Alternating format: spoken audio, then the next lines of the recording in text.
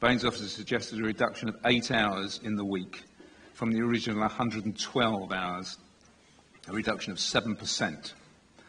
The applicant could not agree to this tiny reduction because they claim the business would be unviable. Unviable. This must mean that those 8 hours are very important to make the difference between viability and unviability. These are very unsocial hours. Sunday evening, 7 p.m. to 11 p.m. and Monday to Thursday from 11 p.m. to 10 p.m. These will be busy times for the business at peak capacity to ensure viability, harming the residents living 35 metres from this site. These times will therefore be the noisiest, along with Friday and Saturday nights, of course, peak noise, peak antisocial behaviour, peak disruption for the residents. But these are the times the company needs for a viable business. Assuming the licence to serve alcohol is granted for the hours of opening, this situation will be worse than a normal public house, because many of the hen and stag parties probably won't come again for many months, or if at all.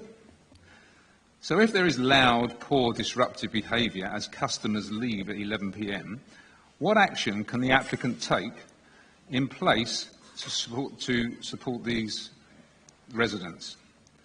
They are hardly regulars like in most pubs. There is nothing they can do except police the car park. And this isn't an option, as they can't afford the extra cost of the business at these also important hours. I note their change in projections for employment. In the document submitted on the 10th of June, they talked of 40 full-time equivalent posts. Now, according to the committee report of the 12th of December, it is 5 full-time and 35 part-time, which adds up to how many full-time posts? We don't know. Less than 40 for sure. In another document submitted on the 10th of June, the applicant states there are no trees on or adjacent to the site, which is not true. There are trees at this location, and the applicant uses in their location, pointing out they are a screen from the development from the properties close by. No tree survey was carried out, which brings me on to other green issues. By their own figures, Team Sport expect 1.2 vehicle movements per minute, which is an estimate. They have made no attempt to improve the limited cycling facilities. They haven't attempted to improve the biodiversity by planting along the tree-line border. Despite being an electric go-kart facility, there are no plans for any EV charging stations. This plan will significantly increase carbon emissions on the site, and yet there is no attempt at mitigation. Baines is a climate emergency council and aims for net zero by 2030. If these resolutions are to have any meaning, it is important that we lead by example. This business, like Bristol Airport, will never be carbon neutral once journeys to and from the venue are taken into account. And so we should not be supporting it. The sui generis classification could lead to a dangerous precedent when this business moves on. Another, even worse for residents, could come to replace it. Finally, I come back to noise. Noise from the inside activities and outside, largely beyond the control of the business. Noise at unreasonable and unsociable times, damaging the quality of life and the health of those living close by. This, together with 112 hours per week, being open every day but Christmas Day, the lack of any attempt to reduce the carbon footprint, and knowing that this business is not viable with less hours, the committee should reject this application. Thank you very much. We did obviously ask questions of the officer last month, but obviously we're looking at the application afresh since it was deferred. So I just want to get some clarification. I'm not able to address the applicant, but if I can ask Izzy, can we just clarify the jobs situation? The report said 40 full-time equivalents, but I've been hearing in the room it's 5 full-time and the remainder are going to be part-time.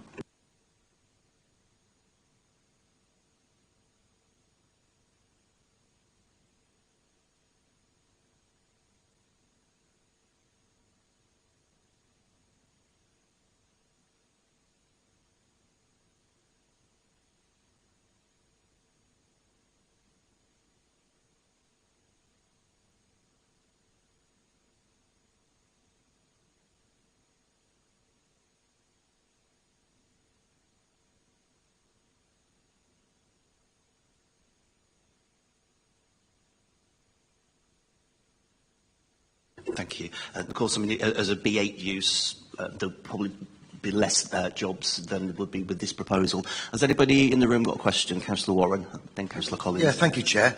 How much weight should we give to the fact that it's empty?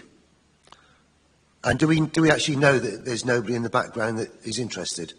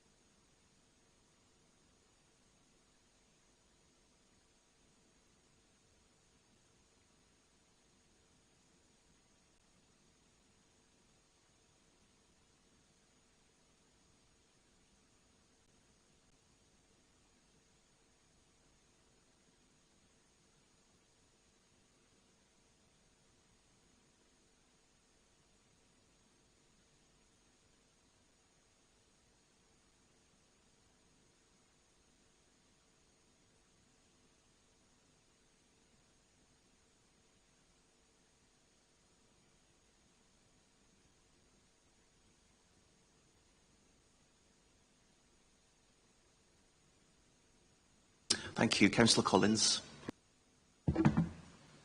Thank you, Chair. So my question relates to page 36 of your report, which covers the noise levels outside. I heard the applicant say, the report currently says conditions restrict the use of forklift trucks and vehicle reversing alarms during certain hours, but isn't clear what hours those are. I heard the applicant say that those conditions restrict after 8 o'clock at night. So my first question is, could you clarify what the current restrictions are on external noise effectively in the car park? And my second question, which is kind of related to that, which might be about the technical operation of a warehouse, so I don't know whether you're able to answer it, but let me try. The report says and puts weight on that the current lawful use allows an unrestricted number of vehicular movements, but my understanding is that if you're going to unload a lorry, you would need a forklift truck, and if you're going to move an HGV in a small space, you can't turn off its reversing alarm, and therefore, effectively, the use of the external car park would be restricted by conditions that restricted those use to prevent noise. I might be wrong about that. If you're able to clarify that, that would be helpful. Thank you.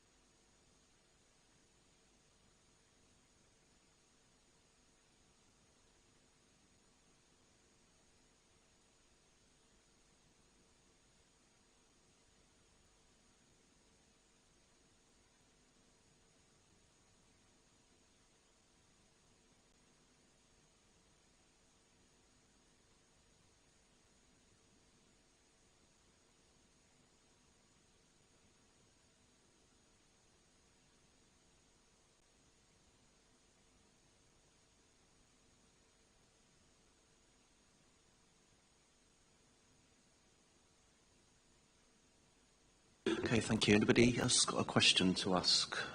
No? Oh, yes, Councillor Hodge. Yes, thank you. Thank you. I just have a couple of questions. I'm just trying to refresh in my mind the details on these things.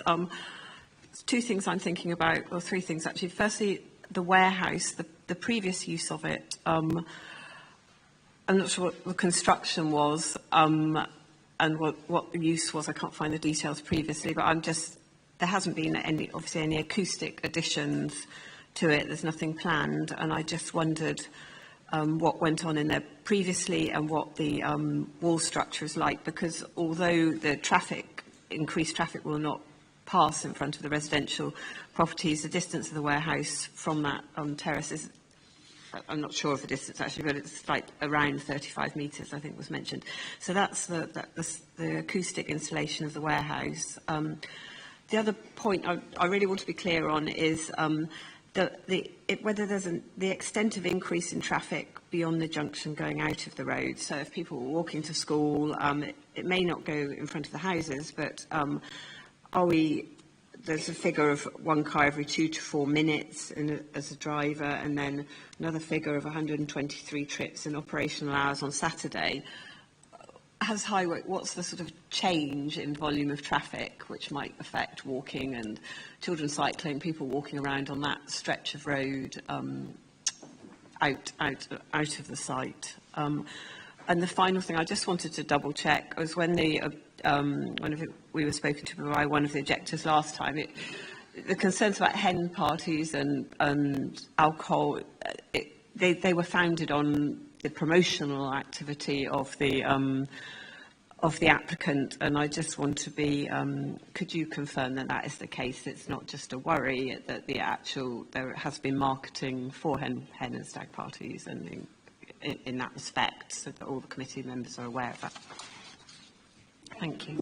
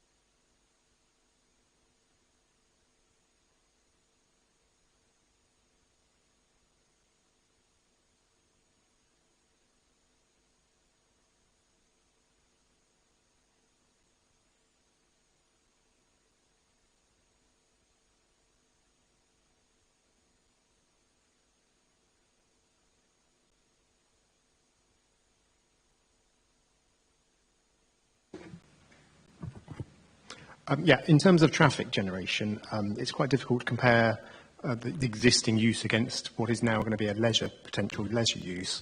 The trip generation of a leisure use is quite different.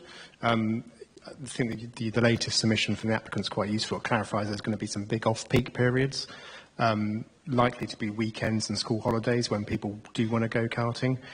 It'll be very rare, well, I don't think it's possible on this site that anyone wants to go karting on a Tuesday morning, 8 o'clock in the morning. That just does not happen. So there won't be any interaction with school children travelling to school.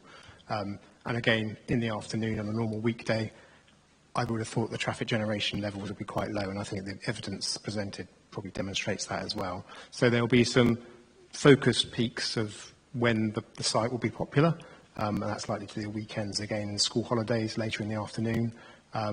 But again, overall levels and the evidence presented shows that on a typical Saturday, the traffic generation levels are not so significant that causes us major concern. We did query that, and they provided significant more information to demonstrate the actual impact of that.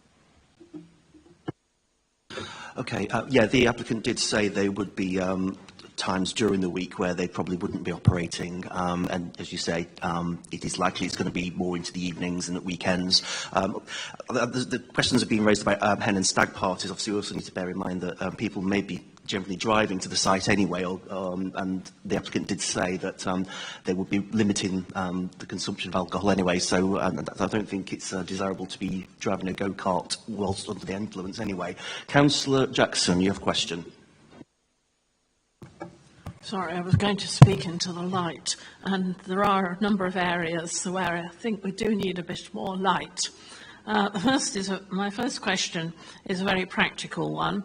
I gather there is going to be a Section 106 agreement for the payment of £1,320-something for targeted training. I'd be very interested to know what you can buy for that sum in terms of actual practical training, and whether is it college fees, is it on-site apprenticeship being supported? You know, what do you get for your bucks, to put it very crudely? That's the first question. Second question, am I right in thinking that the officer kindly gave me a figure yesterday of about £50 per person per slot of entertainment? It's not going to, I'm asking myself, therefore, this is going to be a specialised venue that you go for a night out. How is it going to benefit the local people? I'm trying to see, you know, is this going to be good for Keynsham? And I think myself, but I'd like to be told I'm wrong, that it's going to be people travelling. And I do note that there's a national champion in go-karting living in Radstock. He must have to travel quite a long way to practice. It's clear dedicated people would come, but they come a distance. And have we factored that into sustainability? And finally, you know my usual question, where's the nearest bus stop? I think it's quite a walk from here, and there aren't very many buses in and around Keynsham anyway. They all shoot down the bypass. Is it possible to walk from the roundabout to the site in a reasonable time?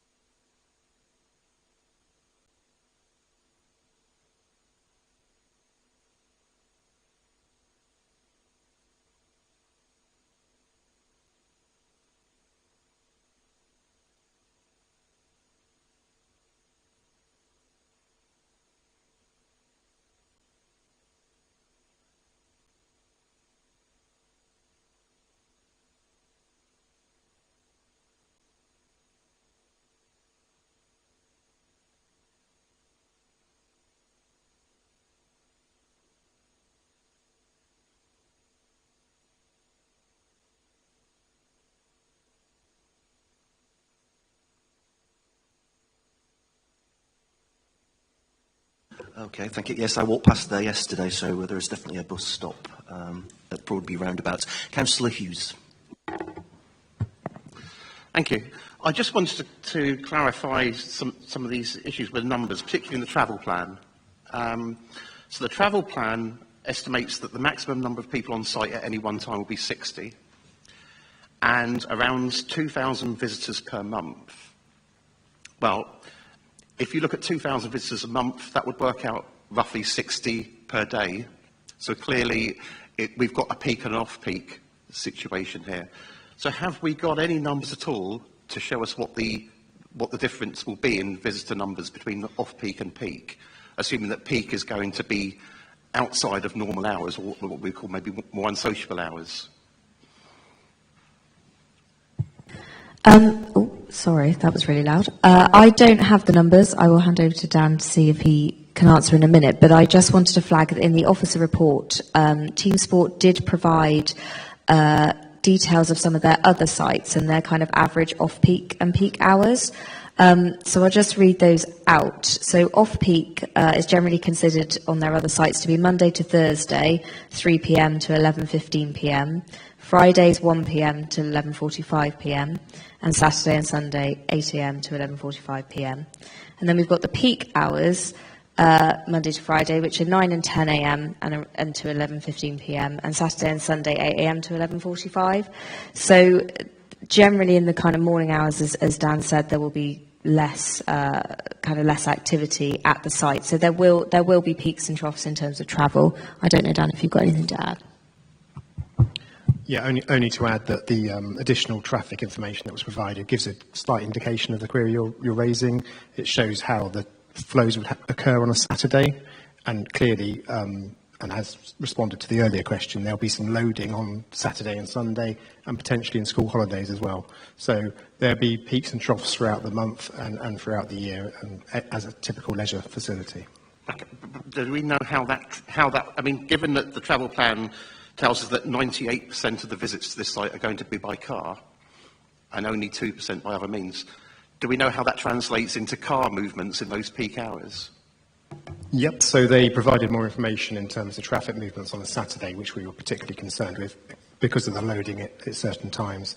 And they gave an estimate throughout the day for a trend on a typical Saturday, comparing 10 of the other sites, which also gives some indication of how many people travel jointly in a car, and also by other modes as well. So that information is there if you need it, and it can inform an updated version of the travel plan, which will be conditioned. There's an updated version of the travel plan, is there? It's secured by condition. Is that correct? Okay, the compliance with the travel plan. Okay. So yeah. Which one should I be looking at? The one that's in the current one? Yeah, you can look at the one that's in the document. Okay. Yeah. So that's the one I'm referring to that yeah. seems to lack all this detail. Okay, thank you. Could I just ask? Okay, I think at the previous one there was a request to understand if anyone could provide more information on the licence, what would be requested in the drinks licence. Is that being provided? No, I haven't got that information, but again, licensing is separate from planning, so I wouldn't say that would be reasonable for us to refuse the application on that basis. Oh, actually, I'm not saying we've refused it. We've requested it, and it hasn't been provided. That's fine. And is there any other updates? I mean, the noise reports, I think I did express a concern that it didn't seem to differentiate between sort of what we'd say continuous noise and impulsive noise. Are there any further updates to that? So the noise report hasn't been updated, but I've had a look at it again in a bit more detail. And the noise report, as I said before, does use data from one of their other sites, which is comparable to this one. And essentially does say that the main sources of noise was tyre screeching and music. There will obviously be peaks and troughs in terms of as people are driving at the site, may create more noise, may create less noise. It doesn't differentiate in those, but I think the overall averages, and that is the normal way that noise reports are calculated, do show a very, very imperceptible increase in the levels of noise at the site. I would also note that the background noise levels, which were taken at the quietest period of the day, so that's, I think it's between 8 p.m. and 11 p.m. from memory, but it was outside of rush hour, will also have peaks and troughs in the noise levels. There will be, there might be a car backfiring, for example, and that's all accounted for in the average. So that's why an average is taken. It's considered kind of a fair and standardised way of doing a noise assessment. So we haven't asked them for any more information on that. It wouldn't be considered reasonable or necessary because of what the noise assessment shows, that 1 decibel increase will be barely perceptible against the current background noise level. Okay, but I mean, all I can look at is what I've got in front of me, which is, I mean, I've got the quantum acoustics noise reports, and it doesn't give me any differential between what I would call impulsive and sort of continuous noise. So the continuous noise that they're measuring against, which is the background traffic on the dual carriageway, and impulsive noise from tyre squills, or low frequency noise, which would come into another category, which would be perhaps coming from the music from the venue. But I can only look at what's on the reports. Yeah, I would just say that that kind of impulsive tyre noise and music noise is all accounted for in their data. So it's all accounted for in that average. As there will have been peaks, but also there will have been significant troughs when nobody's driving on the site. So they have to weight it in an average. Otherwise, it would be really difficult for them to show kind of the overall impact, and that is the same for the background noise. So it works for both types of data. Thank you. I've seen 2 more hands to ask questions. We do need to move on to the debate at some point, but Councillor Jackson and then Councillor Crossley. Well, it was just to take Councillor Hughes's point a little bit further, because I think this is possibly the nub of the issue, the noise and therefore its impact on the residents.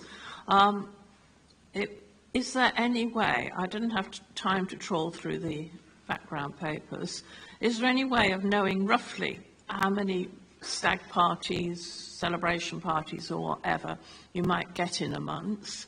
I appreciate they're probably clustered around special events like special times like bank holidays, but it would be interesting to know, apart from the general figures we've had. And if I've understood correctly, there isn't a way of siphoning out what Councillor Hughes is calling the impact noise. My experience is of the Otley Road in Leeds, where you've got a continuous noise of traffic coming behind my sister's house, but then you've got these sudden bursts of student activity on the famous University of Leeds Otley Run, and you can't calculate it, and the irritation. I'm wondering if this is going to be a factor here. If we had some idea of how many celebrations there might be per month, that might be very helpful. Thank you, Councillor Jackson. I can't give you that data. All I can say is that Team Sport limit their bookings to 16 drivers per session. I don't have the number of stag and hen parties that visit on average across their site in a month. In terms of the noise assessment, I believe I've answered the question in the response to Councillor Hughes. I don't have the data about the peaks and troughs, but officers don't consider it's necessary or reasonable. The noise assessment is based on data from an existing site.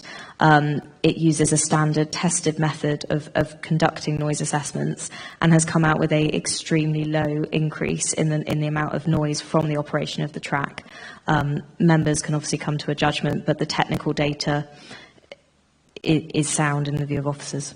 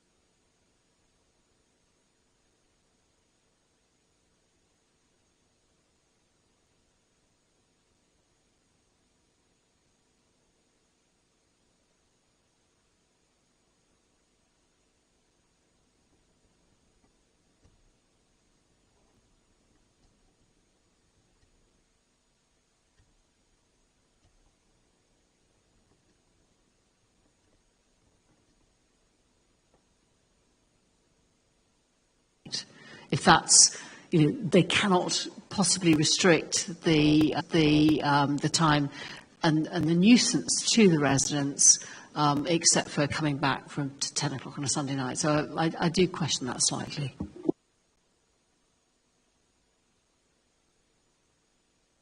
Yeah, thank you, Chairman. Who doesn't like go-karting? Everyone loves go-karting. It's great.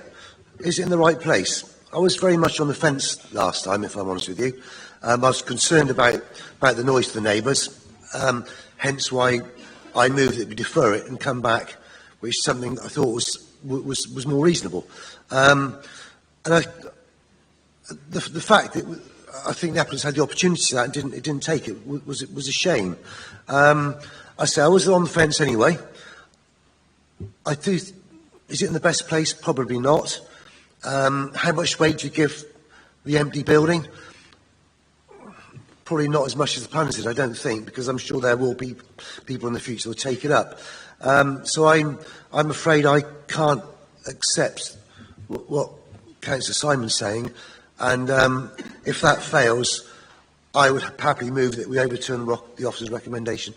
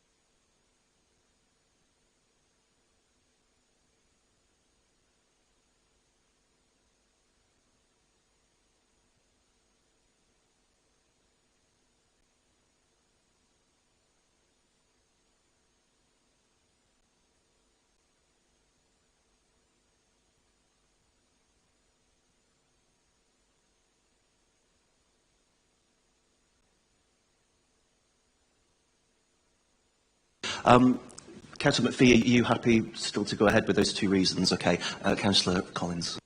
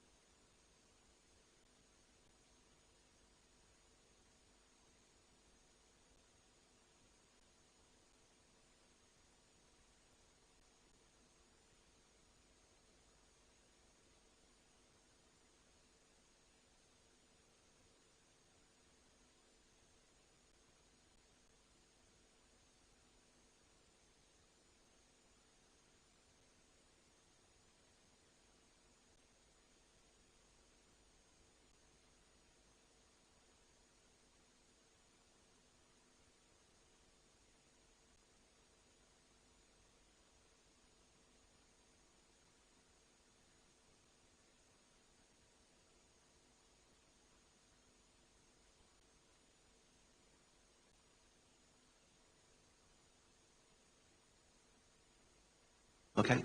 And Councillor Hodge.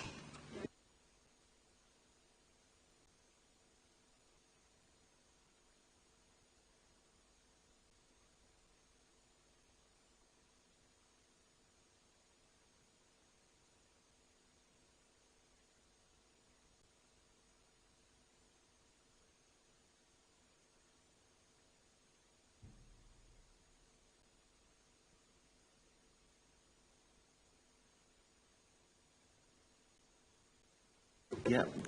Yeah, Chris can look into that. We'll go for a vote then in that case. Councillor Crossley has put forward a motion to overturn the recommendation for reasons relating to loss of employment land in Keynsham and the amenity implications of the proposed use on adjacent residents, particularly the external activities at what would need to be antisocial hours in the evening, for example. So that has been seconded by Councillor McPhee. So all those in favour? And against? So that's 8 in favour. So that motion has been carried and planning permission has been refused. It's 17 minutes past 12. We might just do a little 5-minute break before we move on to Fairy Hill. Thank you.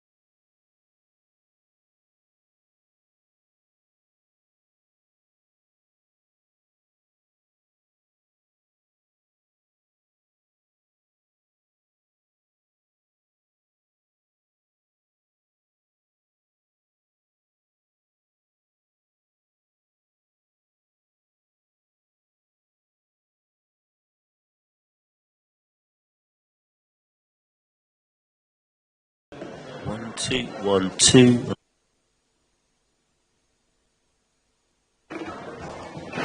Test. Yeah.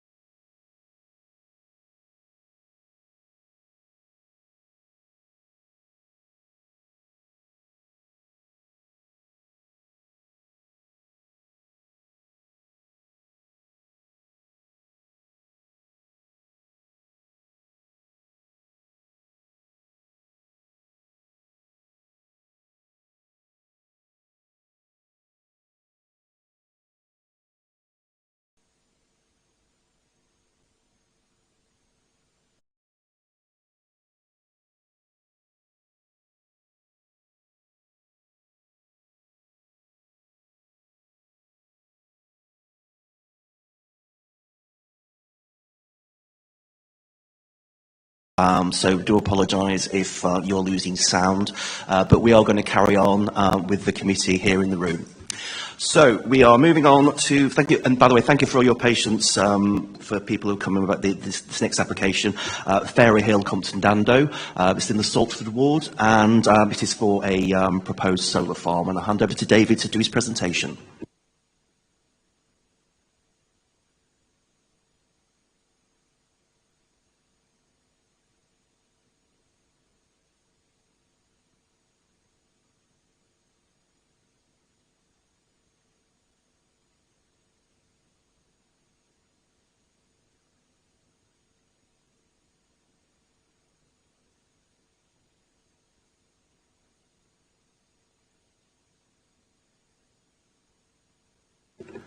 Are we okay if, David, if you can just maybe speak loudly? But I'm conscious that we do have people with hearing impairments in the room, so obviously they may not be picking that up. But obviously we do need to carry on with this committee meeting.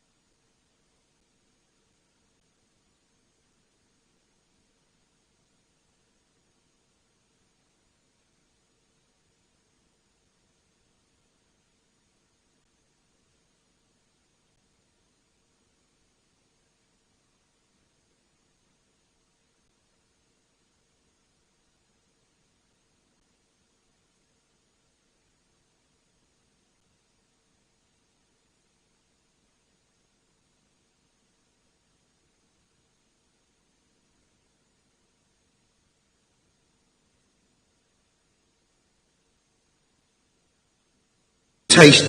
Thank you. You asked the consultation. That's good now. I live within pardon the language. I live fairly close to the village, and I've heard things from both sides. And I've kept my hands. I said, look, sorry, I can't speak about this because it could come to committee. So I've kept well clear of it as soon as you asked. We got the objections and the support. You said earlier you thought they were split between villages and not villages. Have you any idea of the geography, where the support could come from, how far away? You know, are we talking Queen Charlton next village, or are we talking Scotland? And again, the same with the objectors. Are you talking Compton, or are you talking Cambridgeshire more? The answer is not informed objectors. Okay.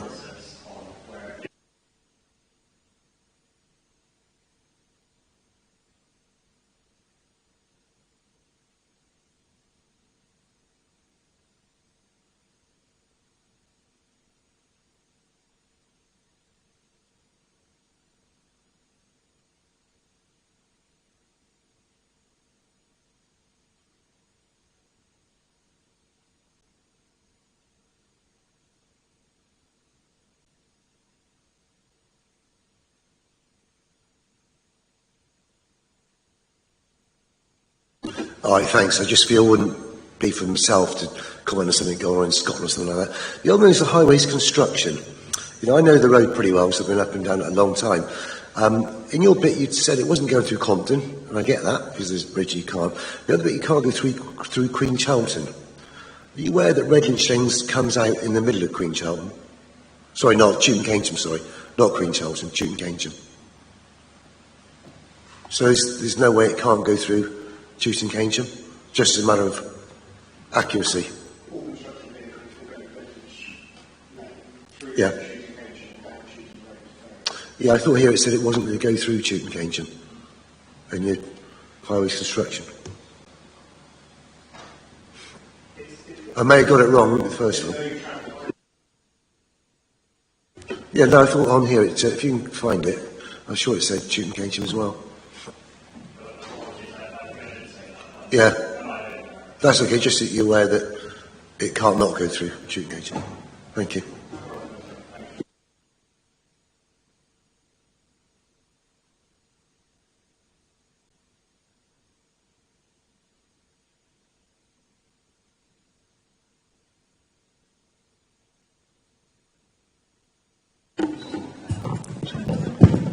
Yeah. Whoa. Sorry about that. I'll step back from the microphone. Okay, so I've got several questions which I'll try and tie in. One is what happens to the public right-of-way, because I could see where there was the orchard, but I was just wondering where it was going. So that's one question. Yeah, of course you can.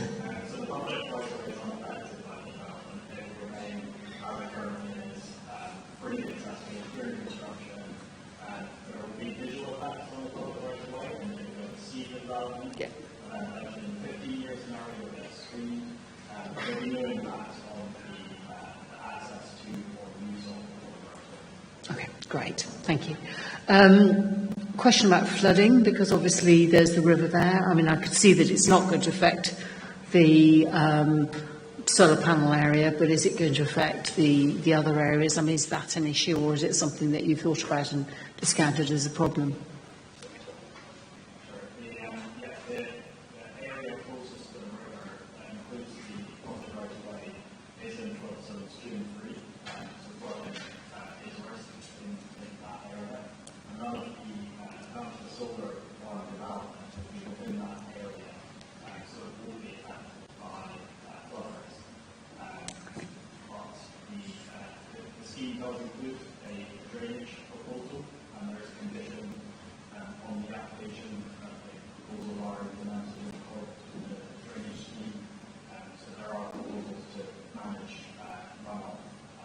Okay. Thank you. Who is going to be responsible for the upkeep in the orchard in the nature of a reserve? Is that going to be passed on to the parish council, or is it retained by BCWE?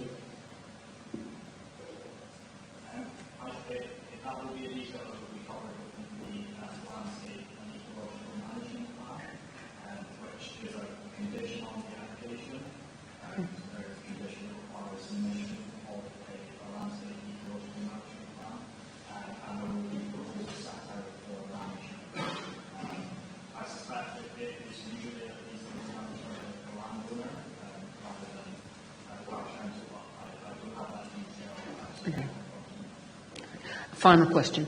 How will the Skylarks be rehoused? Who will tell them, and where is the mitigation going to take place?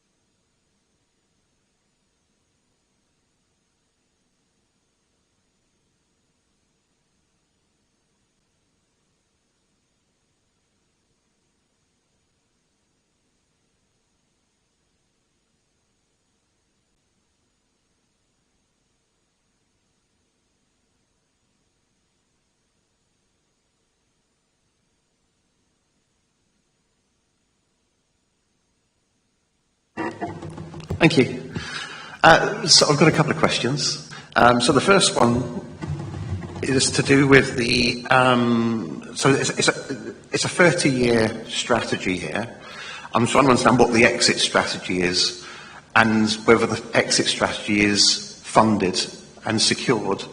So, I mean, we all know that this sort of technology can become obsolete quite quickly, and there's a possibility that this could become obsolete much quicker than 30 years.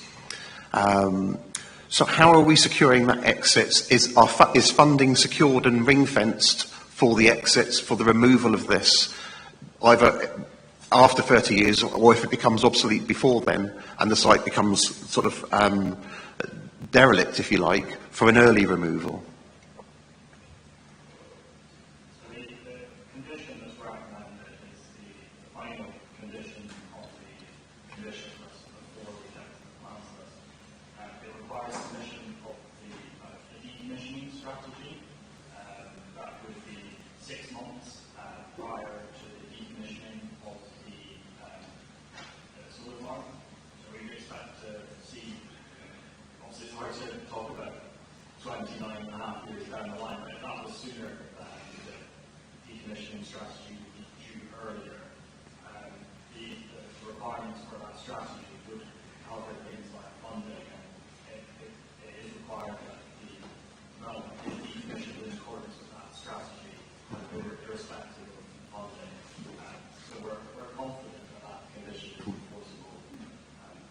Okay. So if the owner of the site went bankrupt, for example, someone's got to pick up the tab for the decommissioning, and it could be quite expensive to decommission a site like this.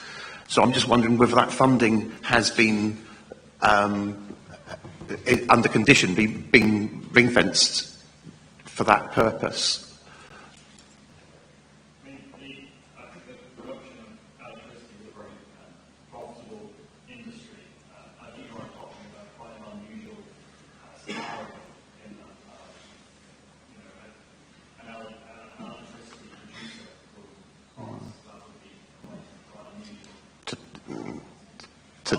Yeah. Okay. I mean, say the technology they're using today, they say, could be obsolete within a number of years, and this site could be completely useless in a few years' time, unless it's upgraded, because, let's say, we know how the technology is moving.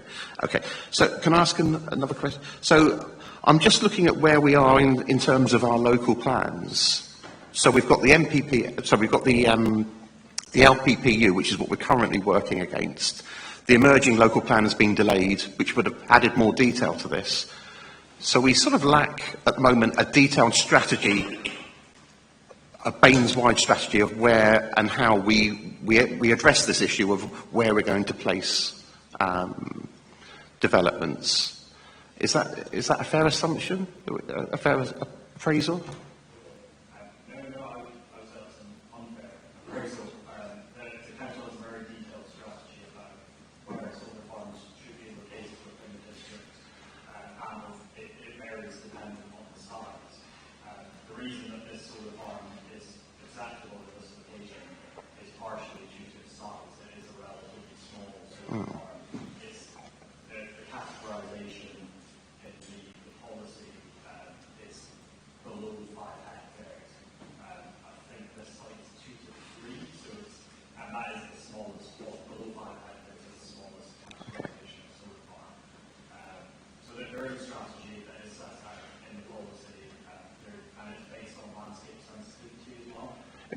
Absolutely.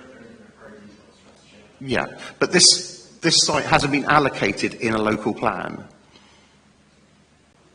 I don't think that the council has any such allocations for renewable energy generating equipment. But in the emerging local plan, various sites were allocated within the local plan. There was a site at Peasdown St John, there was another site in Midsummer Norton. So there were specific sites allocated in the same way as housing was being proposed also within the local plan. So I'm just trying to establish this site hasn't been allocated within a local plan. The site isn't allocated within the local plan for this specific use, but there is very detailed guidance in relation to which parts of the district are suitable for solar energy development. As I say, there aren't any site allocations for renewable energy development. As we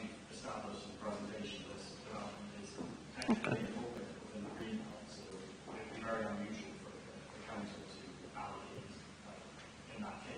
Okay. So I don't want to hold the debate or the discussion. I have more questions. Shall I ask them now or wait?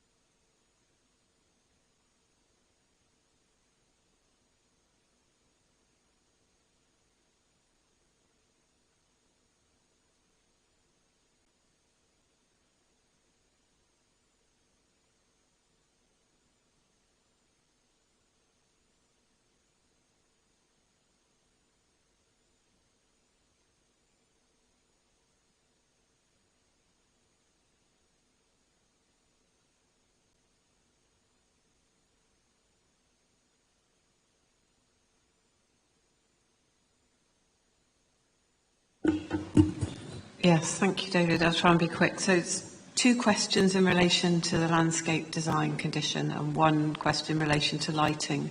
So the first question for the landscape is, I noticed a delegate to permit, and I was looking at the maturity of the trees in your the visual impact assessment showing that 15 years and 1 year, and they didn't look a lot bigger at 15 years than they were at 1 year, and I just wondered if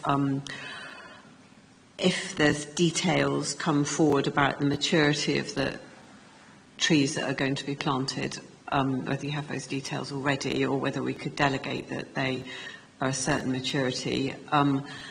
Although, I mean, a smaller tree does grow more quickly, so there's things to be considered with that.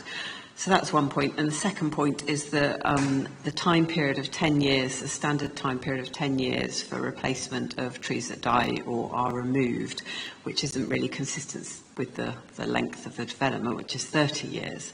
And I just wondered whether there was a case for making that period 30 years for maintaining the trees for the lifetime of the development as a condition. Should we do those 2 questions first? Yeah.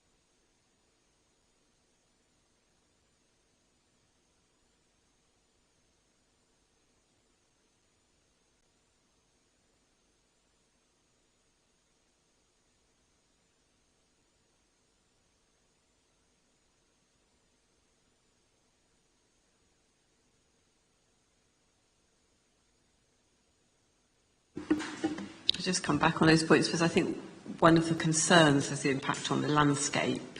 So the plan hasn't come forward, so how do we have an assurance that there are trees that will do what they're supposed to do and screen, if we don't know what the plan is that is going to be submitted, so they may not give the assurance that, could we have a condition about the size of the trees that are going in? And the same argument could be made for the other point actually about the 10 years.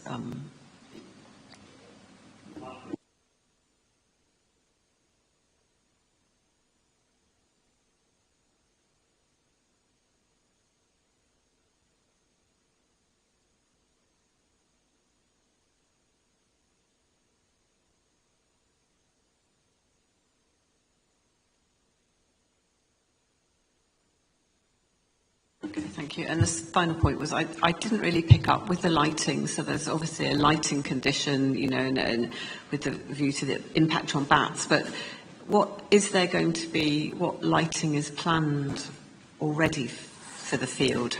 Will there be permanent lights on in the field? I missed that in the presentation.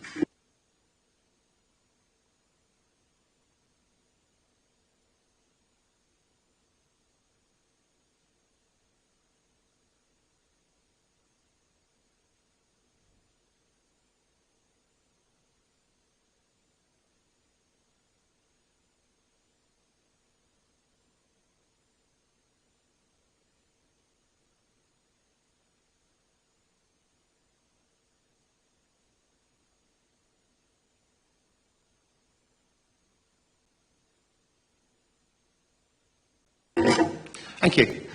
So just going back to the MPPF, go to the MPPF on this. The BWCE report refers to a number of sections in the MPPF. The first one they refer to is paragraph 156, which says the local planning authority should support community-led initiatives for renewable and low-carbon energy, including developments outside areas identified in the local plans other than strategic policies that are being taken forward through neighbourhood planning. So what I want to understand is this idea of community-led initiatives. Is there a local community-led initiative here, and how will the residents of Compton Dando benefit from this development? So the benefits case has been satisfied. I think the community-led issue is a really tricky one, because it would be very unusual to develop receive unanimous support from the local community. My interpretation of the legislation is that's not what the legislation requires. It doesn't require unanimous community support. It's community-led development. This is a local organisation that's promoting the scheme, and there will be it's a not-for-profit organisation that do invest any profits made back into local energy projects. So I think this fits within the definition of community development, albeit nobody's trying to suggest it has community support, which it clearly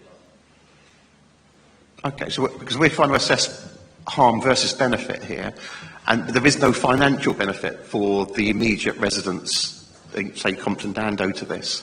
They're not financially going to benefit from the power generation that's going to happen, or reduction in their their energy costs. No, Okay. the energy deficit is great. Yeah. The financial considerations are not material planning considerations of this context. So if the power grid goes to local residents and it's provided at a cheaper rate, we wouldn't be able to say that. There's the benefits of the scheme that we mentioned are biodiversity net gain, renewable energy that will offset the climate emergency that we have in worldwide, the community open space, which is currently a private field, Okay. and the economic benefits associated with construction jobs. Okay, thank you. And the other paragraph that the BWC have pointed us towards in the MPPF is a paragraph 126, which places an emphasis on ensuring that development is well designed to provide high quality, beautiful and sustainable buildings and places. I'm just not sure that the porter cabin design that we saw for the buildings would meet that criteria, and maybe the 2-metre steel mesh fence. So I'm sort of sharing the concerns that Councillor Hodge raised about the visual impact of this, the type of screening, the type of lighting.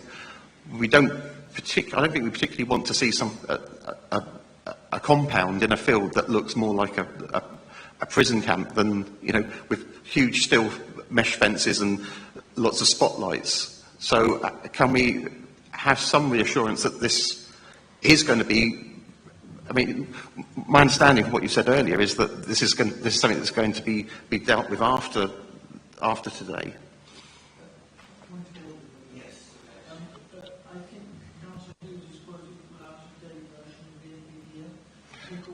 Sorry, can I just tell you, I'm reading from the report that the applicant has given us.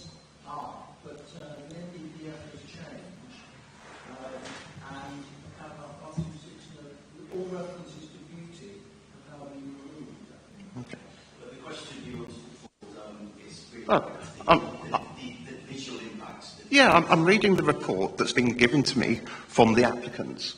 Not my words. It's not the... Okay.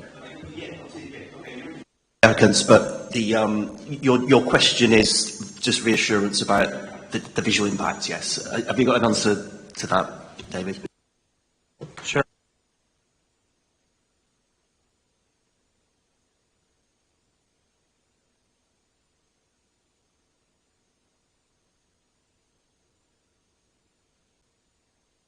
I know. Oh, there we go.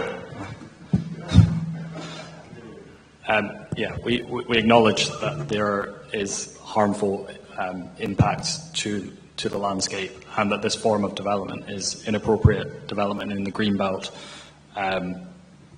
But the assessment that's been presented is that that is, in this case, justified and clearly outweighed by the very special circumstances case. I certainly don't think the analogy to the prison setup with the sort of goalpost stadium lights is going to occur. So that would not be acceptable to the council's ecologist or on anybody's front. That would require planning permission for that sort of development, which isn't before you here. So you don't need to worry that there's going to be prison-style spotlights on this facility. And the special circumstances, of course, are already set out, not just in the NPPF, whichever version we're looking at, but also in our own local plan. Anybody else got a question? Okay, we'll move on. Yeah, go on, Councillor Warren.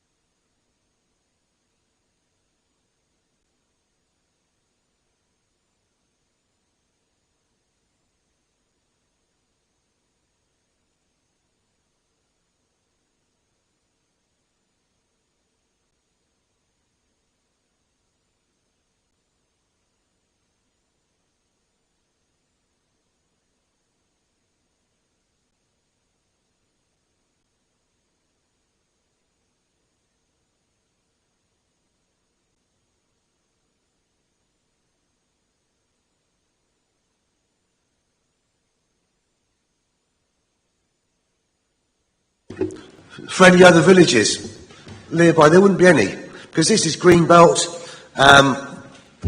I think I've said all I can say on this, and you can say, so I'm a little bit split here, one to move for a site visit, because I think once you all saw where it was, or to move that we overturn the officer's recommendations. I think I'm going to do the latter. I think I'm going to move that we overturn the officer's recommendations, refuse this application on harm to the Greenbelt, harm to heritage, transport. I think that's probably enough, isn't it? Okay, thank you. Thank you. We've heard your points. You put your case across quite significantly there. We have to make a decision based on the policies, and it's only a matter of days since the NPPF was revised, and it really has bolstered the need for renewables, and it really has made it quite clear that that sites like this can go forward. Yes, I think it goes without saying there is going to be some visual harm from this development. But there is going to be mitigation, there is going to be landscape planting, there's going to be a biodiversity net gain, we're going to see the trees planted. It's a community-led project. The agricultural land is 3B, so it's not prime. And also, it will be giving some community benefit in terms of permissive access to the site as well. That's a site that people can't use at the moment. But again, I'm going back to the fact that the policies and our own development plan policy says even if there is visual harm to the landscape, even if there is less of substantial harm to heritage assets, even if it's in the green belt, the policy says, small scale energy production should be supported. So, does anybody want to second Councillor Warren's motion to overturn, or do you want to carry on debating? Councillor Gawley, you've had your hand up. I definitely don't want to second, just to be quite clear. And in fact, I'd like to make a motion to accept the officer's recommendation. We are in a state of climate emergency. We do need to have more renewable sites. There is an issue with connecting to the national grid for larger sites, so therefore we are forced to have smaller sites. I know that BCWE are looking for other sites, and including one to my own ward, so this isn't alone. I think that the fact that there's a 30-year limit on this means that in future maybe there could be houses within almost the scope of the current plan. I think there are exceptional circumstances, and I understand about the issues about transport, but that's temporary. And I think that the fact that the community still has access and it is going to produce renewable energy, which we need as a community, as a region, and as a country. I would think that we need to recommend this. Okay, so it's two motions, so we need to take Councillor Warren's first. We need a second, I guess. Would we have a second? Well, we've got to take Councillor Warren's first, so we need to get a seconder for that one. So anybody in a position to second Councillor Warren's motion? Okay. Shall we carry on the debate and then get a seconder for Councillor Gawley's motion? Or does someone want to second that now? Councillor Simon. Yes, I'd like to second Councillor Gawley's motion for the reason she gives, though I would wish in delegating to permit it, the officers to consider the proportionality of all the conditions, in particular the noise one, just to make sure that we're not overburdening this scheme with conditions, and skylarks as well, the need for a 106. But I'm happy to second a motion to delegate. We'll take a vote shortly, but we'll carry on the debate for the time being. Did Councillor Jackson, you want to say anything? I wanted to say I was thoroughly confused about what motion was on the table when we hadn't had seconders. And secondly, if we can have a lunch break fairly soon, I'll move. Wait a minute, my motion is that we go to the vote straight away now. Okay. Does anybody else want to say anything pertinent? Sorry, just quickly. Yes, I'm in support of this application. I think there are exceptional circumstances and significant weight has to be given to low carbon energy production. However, I'm concerned about the landscaping condition, and I would feel more comfortable if we did a little bit more to ensure that the trees that are planted are mature, and I'm aware that we have done that in the past. I've seen a lot of landscaping schemes and plans that haven't, when we've even seen them in advance, that haven't met the full potential, and I'm aware with the Western Riverside development we did accept a condition that the planting of trees we could specify a level of maturity, and I think that might give some confidence in some of the screening proposals. If we go to delegate to permit, could we review the landscaping condition and make it more robust based on Councillor Hodges' comments?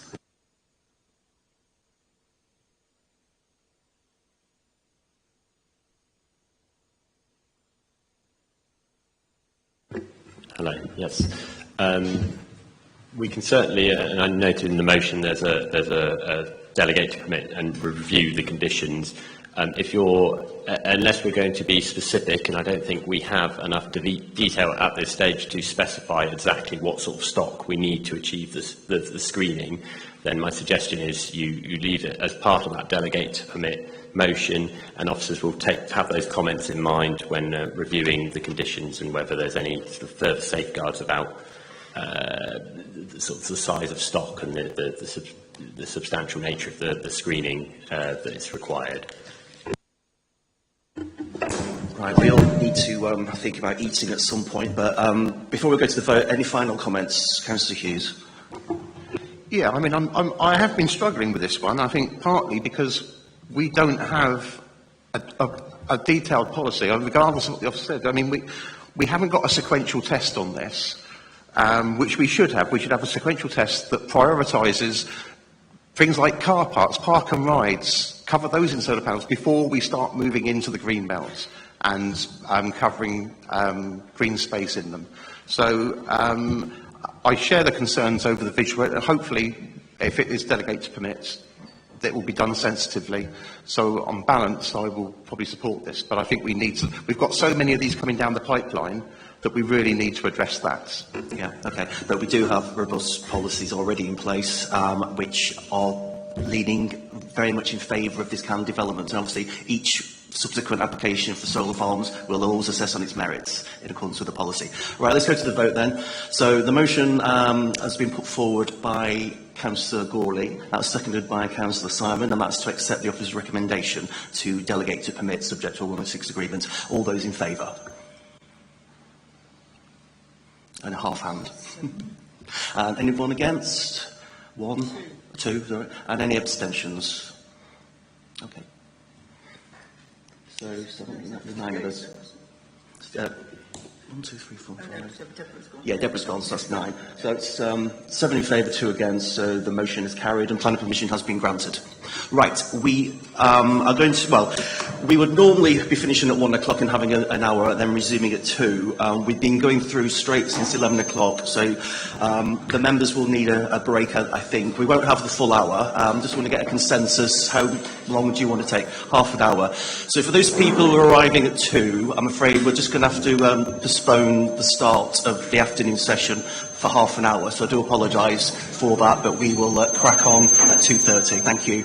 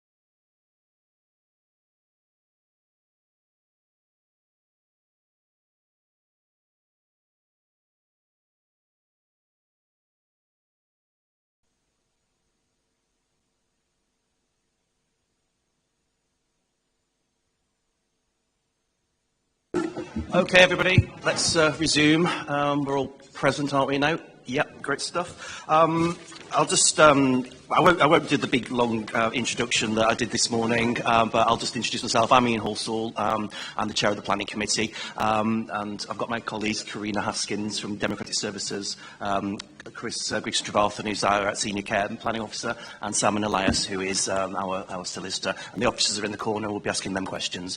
So, just to make, I think you're already aware of the speaking procedure, so we'll probably give him 3 minutes to speak, using the traffic light system, and the ward members will get 5 minutes. And I think the only other bit of housekeeping is if there's an emergency evacuation, just go out that door and follow us.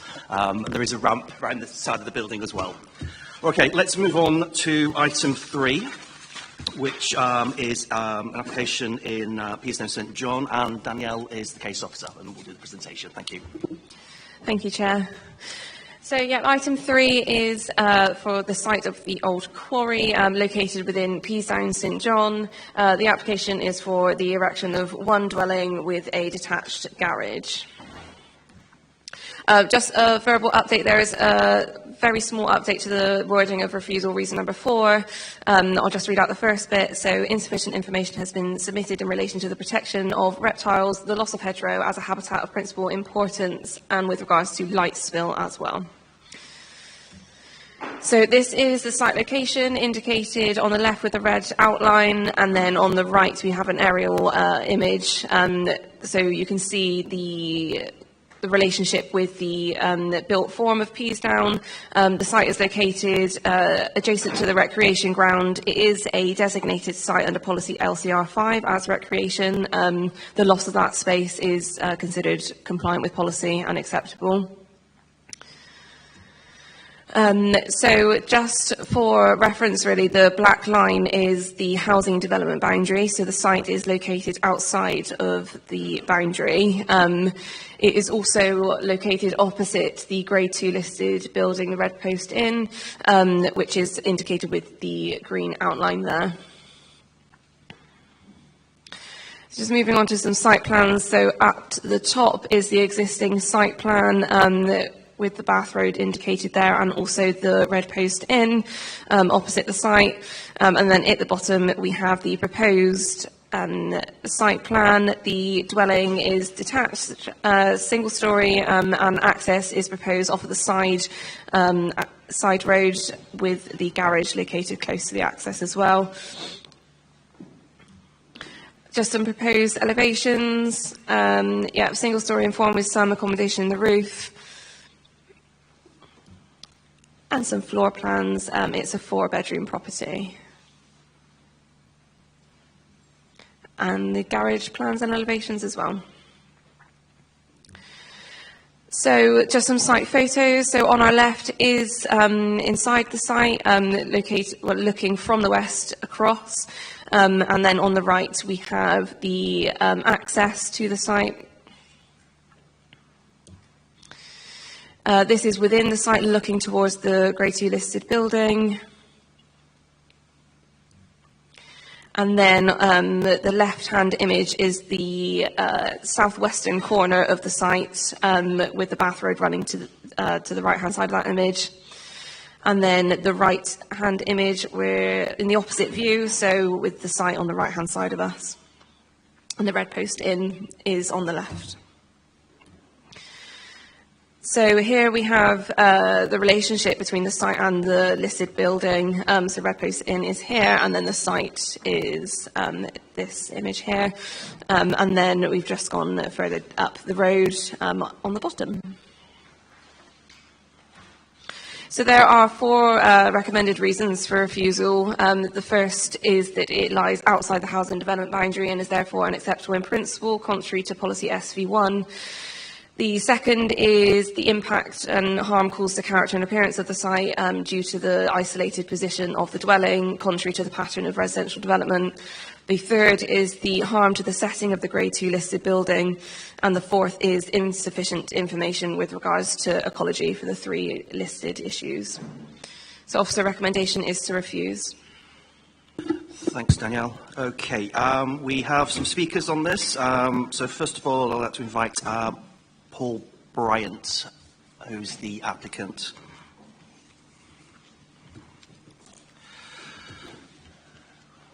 So as has been explained, you get 3 minutes. If you can just try and speak, we've had some problems with the tech this morning. If you can make sure you speak directly into the microphone, because we do have people watching online as well. Thank you.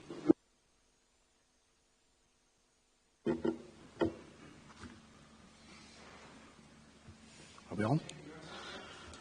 Well, good afternoon. My name is Paul Bryant. I am the owner of the brownfield site known as the Old Quarry, Peasdown, St John.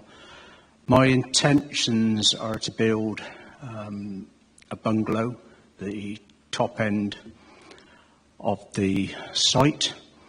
I've been working with the ecological whoever from Baines Council. They've made several visits with the borders turning into hedgerows for wildlife walkways, and on the north side, right at the top, we're going to extend that into more of a walkway, but we're going to put in new hedging and new trees.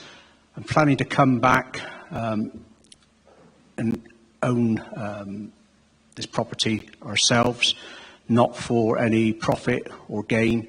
So it's for my future wife and myself to start a new life back in Peasdown. I had businesses in Peasdown some time ago, and I'd like to come back where my family are living, and then I can grow up with my grandchildren and all the rest of it. So it's a rough bit of brownfield land. I've cleared it all, got rid of all the rubbish over a period of two years, and I'd just like to put it all together and then build what we can. Okay? Much, yeah. Thank you. Okay, we've got well, representation from both ward members for Peasdown, obviously. Yeah, so Councillor Heathcote, if you want to come to the microphone, you get 5 minutes, and then Karina will read out Councillor Walker's statements in her absence. Just turn it on. Okay. Hi, and thank you to all in attendance in today's meeting, and thank you for taking the time to consider this application. The planning question is the former stone quarry in Peasdown, St John. This is a brownfield site, and the area is privately owned and has been for many years. A mistake made several years ago incorrectly marked the area as protected land for social and recreational activities. This is incorrect, as that land was placed in trust to the local parish council and is currently used for recreational purposes. The old quarry was never part of the land and has remained undeveloped for many years. The owner of the land resided far from the village, and as a result the area became a dumping ground for vast quantities of metal, glass, general waste and commercial waste. All of this waste has since been cleared by the applicant. The Grade 2 listed building, the Red Post Inn, is located opposite the site. The Red Post Inn underwent renovations in 1998, including a two-storey extension to the north and a single extension to the south. Directly opposite the Red Post, along the Bath Road side of the development, proposed dwelling been situated towards the rear corner of the site, and the proposed lowline will minimise any adverse impact on the views of the Red Post. Directly opposite the Red Post and adjacent to the site is a white dwelling. You would have seen that on the pictures. Also on the corner with no coverage from the road or the Red Post Inn. The current owners of both properties support the application. The screening and planting of the proposed area along Bath Road will hide the development from the Red Post Inn. To the rear of the development is the sports field, which has been put in trust and maintained by the parish council. The applicant has carefully considered the boundary line and has included a 2-metre wide wildlife passage around the site to ensure the safe and uninterrupted movement of any wildlife. The site will retain all existing safe trees. Although there is no evidence of roosting potential for bats, the applicant will install bat boxes to encourage bats to the area. Several trees need to be felled due to being unsafe, and any available wood from the felled trees will be used as fencing. All hedging around the site will be maintained to allow hedge-dwelling animals to continue residing and to facilitate the wildlife corridor. An extended habitat survey was conducted on June the 11th, 2024. It was concluded that the area in question, which has minimal current ecological value, the development of a single-family dwelling will not have any adverse impact on the designated site. The construction will utilise materials that are a combination of local natural stone and reclaimed materials. An underfloor wet pipe system coupled with air source heat pump will provide sustainable and energy efficient build along with solar panels. Sufficient parking of 4 spaces is adequate for the proposed property of this size. The proposed site is located in a brownfield area, which is outside but immediately adjacent to the housing development boundary. While we understand it is just outside the housing development boundary, we should surely be supporting a self-built home that will be built to a high standard and regenerate a piece of land that has stood empty and an eyesore for many years. In conclusion, this is a brownfield site, a site that has been a dumping ground and an eyesore to the residents of Peasdown St John for many years. The applicant has made significant efforts to collaborate with Baines Council, both ward councillors and the parish council, as well as immediate residents near the build to address any concerns. There's not a single objection from anyone locally. In fact, all are in favour of the build. It's important to clarify that this is not a build of a block of flats or an eyesore commercial property. This is a build of a single family home. This development proposal aims to facilitate the return of a former resident of Peasdown St John to the village, enabling them to be closer to their family and provide support for their grandchildren. As ward councillors, our primary responsibility is to support our residents. This application presents an opportunity to fulfil that obligation by engaging with our communities and addressing their concerns. The proposed development aligns with the community's desire to see a family home in Peasdown rather than a dumping ground. In 2016, planning permission was granted for a 2-storey side extension at the old bakery. This extension is located outside the housing development boundary. Subsequent planning permission was granted for several other properties in the area, including 1 in 2017, 3 in 19 and 1 in 22. These properties all located on Greenbelt near a Bronze Age burial mound. I ask for the committee to please consider the views of local people, the people that live, work and breathe the village of Peasdown, and grant permission for this application. Spot on 5 minutes there. Well done. Thank you so much. Okay. Now, Karina is going to read out a statement by Councillor... have you got it? Oh, yeah. Thank you. This statement from Councillor Karen Walker is quite similar to the one you previously heard, but I'll read it. The old quarry site has been left empty and used for fly tipping for many years. The site has been unpleasant for residents and people passing by on public transport. The Red Post in Grade 2 listed building is located opposite. The Red Post was renovated in 1998 with a 2-storey extension to the north and a single extension to the south. The additional screening and planting proposed alongside the Bath Road side of the development, together with the proposed dwelling being sited towards the rear corner of the site and the proposed low ridge line, will mitigate any harm to the views of the Red Post Grade 2 listed building. The materials proposed are a mix of local natural stone and reclaimed materials. An underfloor wet pipe system coupled to an air source pump will provide a sustainable and energy efficient build. Sufficient parking of 4 spaces is adequate for a proposed property of this size. An extended habitat survey was carried out on 11th June 2024. It was considered that, as the development proposals are confirmed to a single dwelling in an area which has been historically managed with minimal current ecological value, it will not have an adverse impact on the designated site. The proposed development is in a brownfield site, which is outside but immediately adjacent to the housing development boundary. Because this proposed development is immediately outside, there should not be a reason to object, but instead to support a self-built home to a high standard and regenerate a piece of land that has stood empty and been an eyesore for many years. In 2016, planning permission was given for a 2-storey side extension to the old bakery, and this is located outside the housing development boundary. Since then, planning permission has been granted for 2 properties on Eckweek Lane in a greenfield site outside, but immediately adjacent to the housing development boundary and close to a Bronze Age burial mound. I fully support the proposed build on the old quarry site, Bath Road, Peasedown, St John, and that's the statement from local member, Councillor Karen Walker. Thank you. Thank you, Karina. We'll move on to questions. I've got a couple, please, if I may. First of all, I've heard the phrase brownfield mentioned several times. Can we just confirm whether a former quarry qualifies as a brownfield land?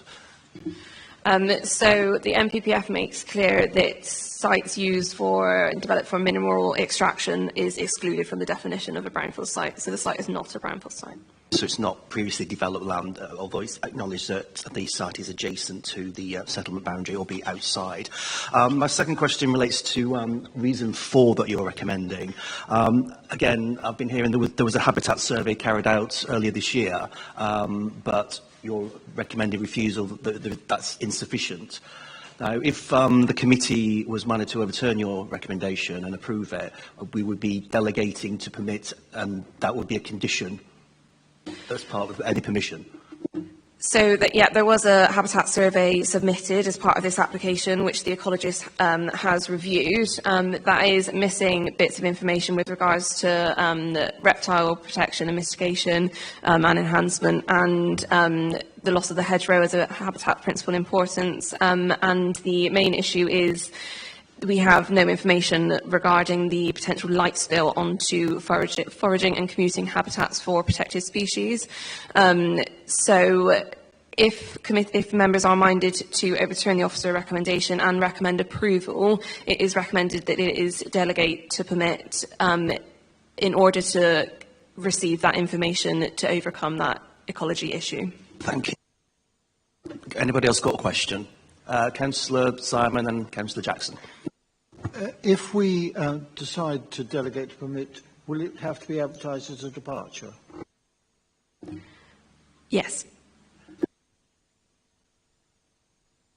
I was, looking at I know this site extremely well because the bus almost always has to pull up here. So, I consider myself an authority on the hedge and everything, but I'm not clear to me whether reptiles include slow worms, because it's certainly a good place for a slow worm to hang out. That's my first question.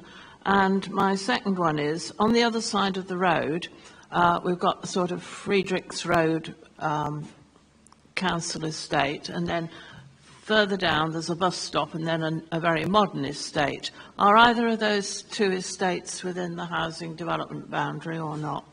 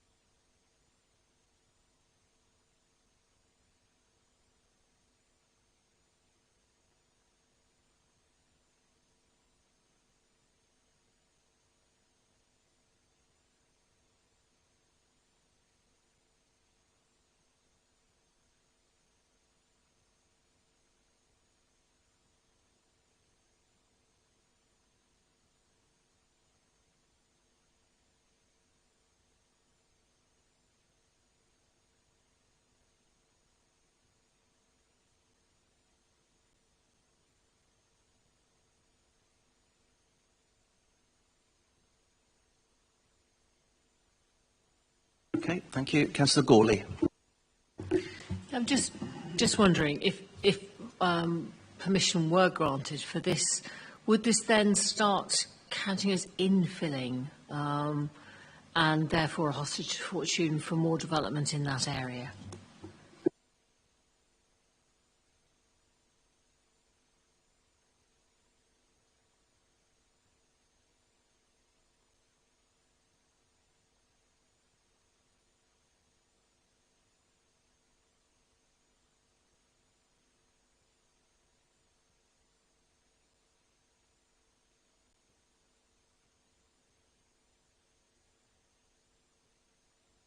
Councillor Hodge. Hello, thank you.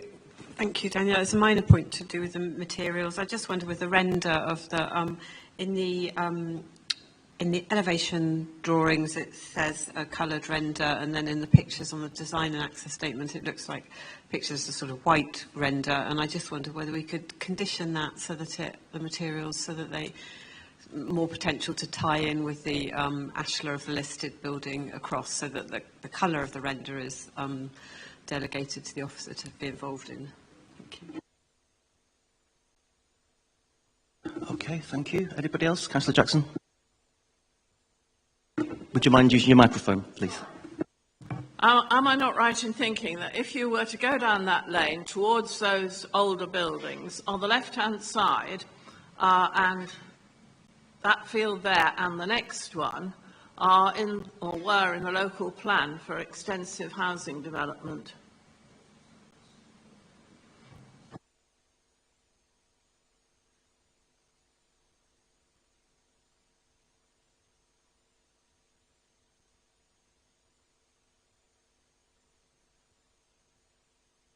Thank you, Councillor Hughes.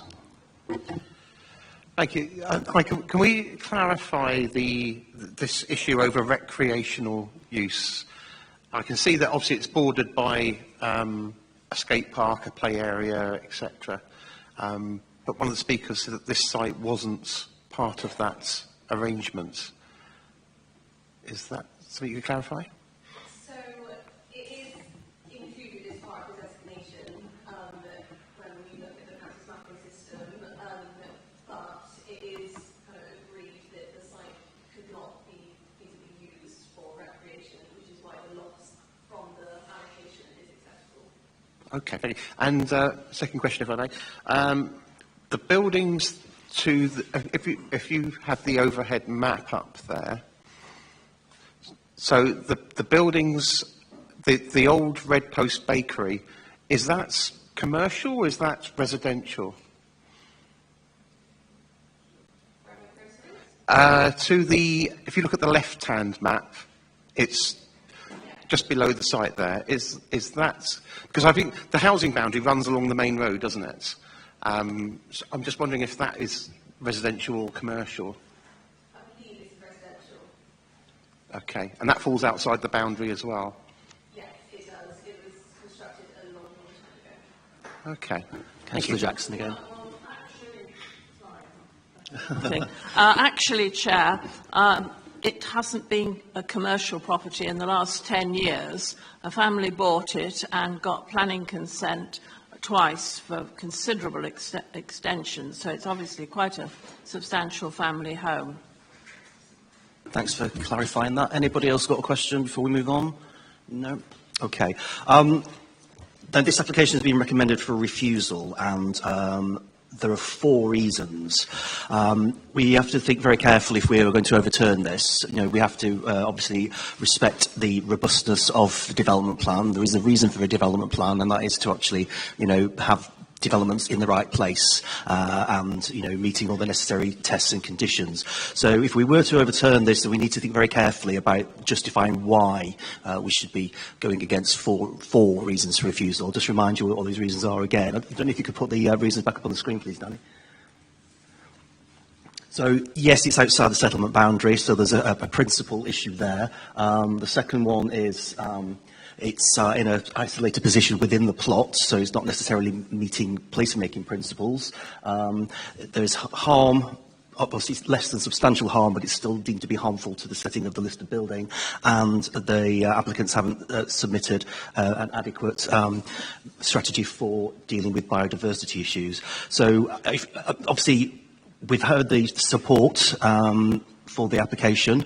Even the parish council, of course, support it as well. But again, as a local planning authority, we need to just think about whether we should go along with the recommendation because of these 4 significant reasons for refusal, or as part of the debate, we can discuss overturning that and vote on that. Councillor Simon.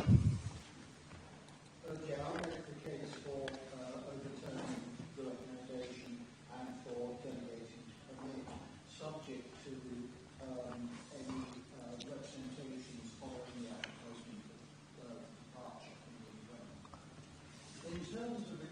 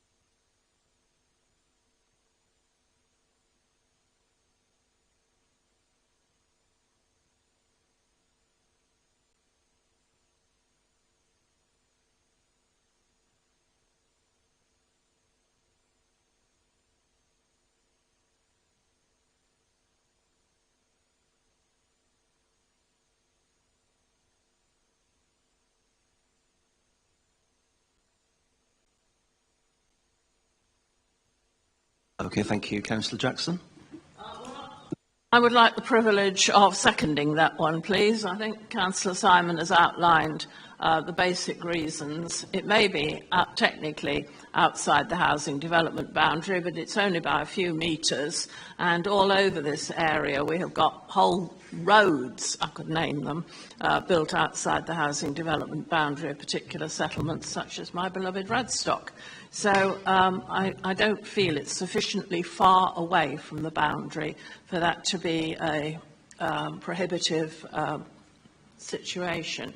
So I would agree with everything that Councillor Simon has said about building. It's not really a planning consideration, but I do think it's important to maintain a balanced demography in the village and for there to be older citizens and younger citizens. And this is a case of a Peasdown family wanting to stay close. I would want, though, there to be quite strong conditions on ecological mitigation. The question of slow worms, which of course are an endangered species, there should be a specific slow worm mitigation strategy put into place to remove them. And as for the lighting, it would be obviously a good idea for officers to negotiate a bit of detail, but the Bath Road is a pretty main road, and I can tell you it's well lit at this point, even if it weren't for the fact the Red Post has a thoroughly well lit car park immediately opposite this site. So this is why I would hope that everybody would agree with me and second this motion. Okay, thank you. Support this motion. Support it. Can I just ask the officers on the tilt of balance, the reasons given by Councillor Simon, supported by Councillor Jackson, are sufficient to justify an overturn? Yeah, so this would be the classic flat balance of development plan in accordance with the development plan or other material considerations. But yes, Councillor Simon has set out the reasons very clearly there. I think there's you've addressed all of those reasons for refusal. Just want to provide a clarification on reason 4, because there is an issue with legal compliance. It's been suggested that those matters can be dealt with purely by condition. My strong recommendation is that the matter is delegated to permit, subject to the receipt of that additional, particularly the lighting information, because we need that to be able to screen the application for a habitat regulations assessment. And not to go into too much detail about it, but there is case law that if we can screen it out and conclude that there's scientific certainty there's going to be no impact on bats, then we will go ahead and issue permission on that basis. But if we're not able to screen it out and we have to do something called an appropriate assessment, we will need to return the matter to committee, because you have to have that information in front of you before you can make a decision as a matter of law. So if you're happy with that approach, yeah, fine, thank you. Yeah. Ask if it's in the Peasdown conservation area. It's not, right, okay. Okay, we'll go to a vote, unless you want to say something. Yes, I just wanted to check whether the proposers are happy to have that condition about the materials, colour of the render.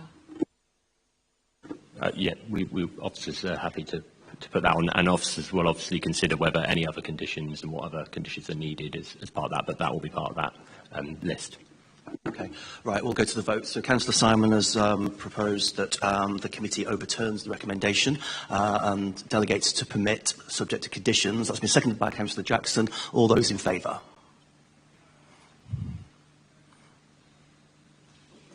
And against? So that motion has been carried and planning permission has been granted. We'll move on to item 4, which is in Odddown Ward. I'll just enable Danny to step down and Ed to step up. This is in respect of 530 Wells Way.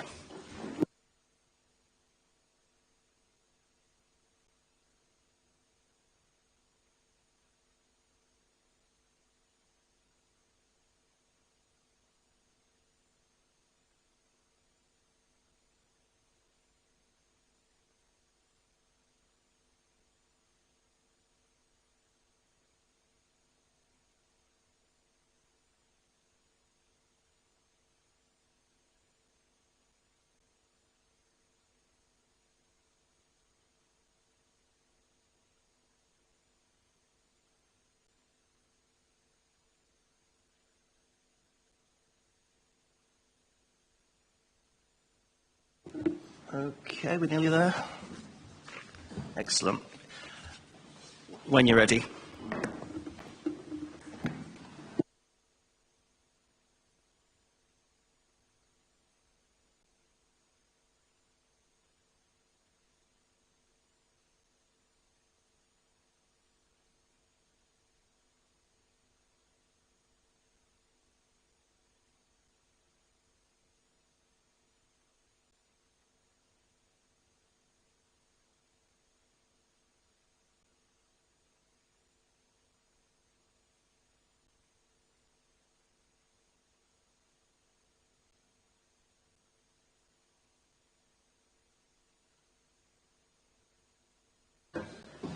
I'll try dance.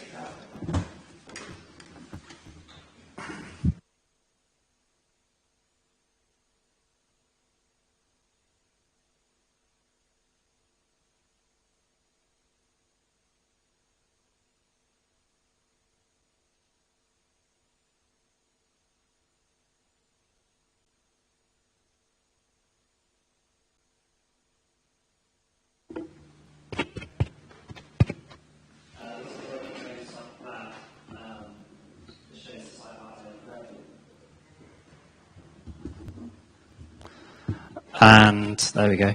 The car parking space to the rear, and then to the front there'll be your sort of standard bike storage rack, shed, and bin storage as well.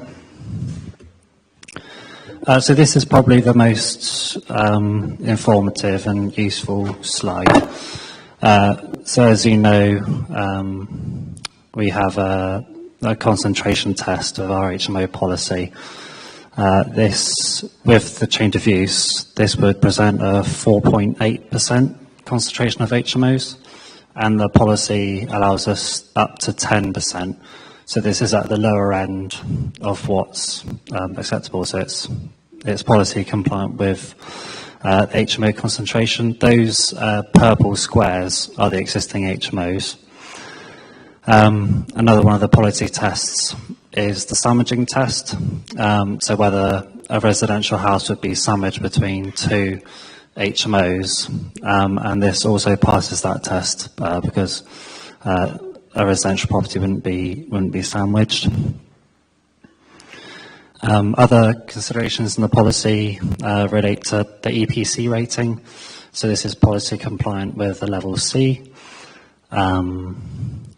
And that those are sort of the main tests really. So we're policy compliant. And here are some site photos from the front and the rear. So they'll be removing the fence at the back there to provide the access. So that lane at the back is unadopted, and there are a number of sort of garages that back out onto that track, and there's no highways concerns with that. So the officer recommendation is to permit. Thank you for that. I have three speakers. First one is the applicant, the agent for the applicant, Mr. Beaver. You can do. Oh no, you go first, and then the councillors. And I think we need to get you a new microphone.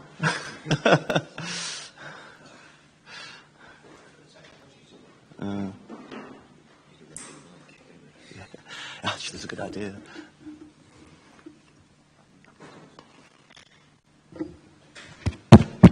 There we go.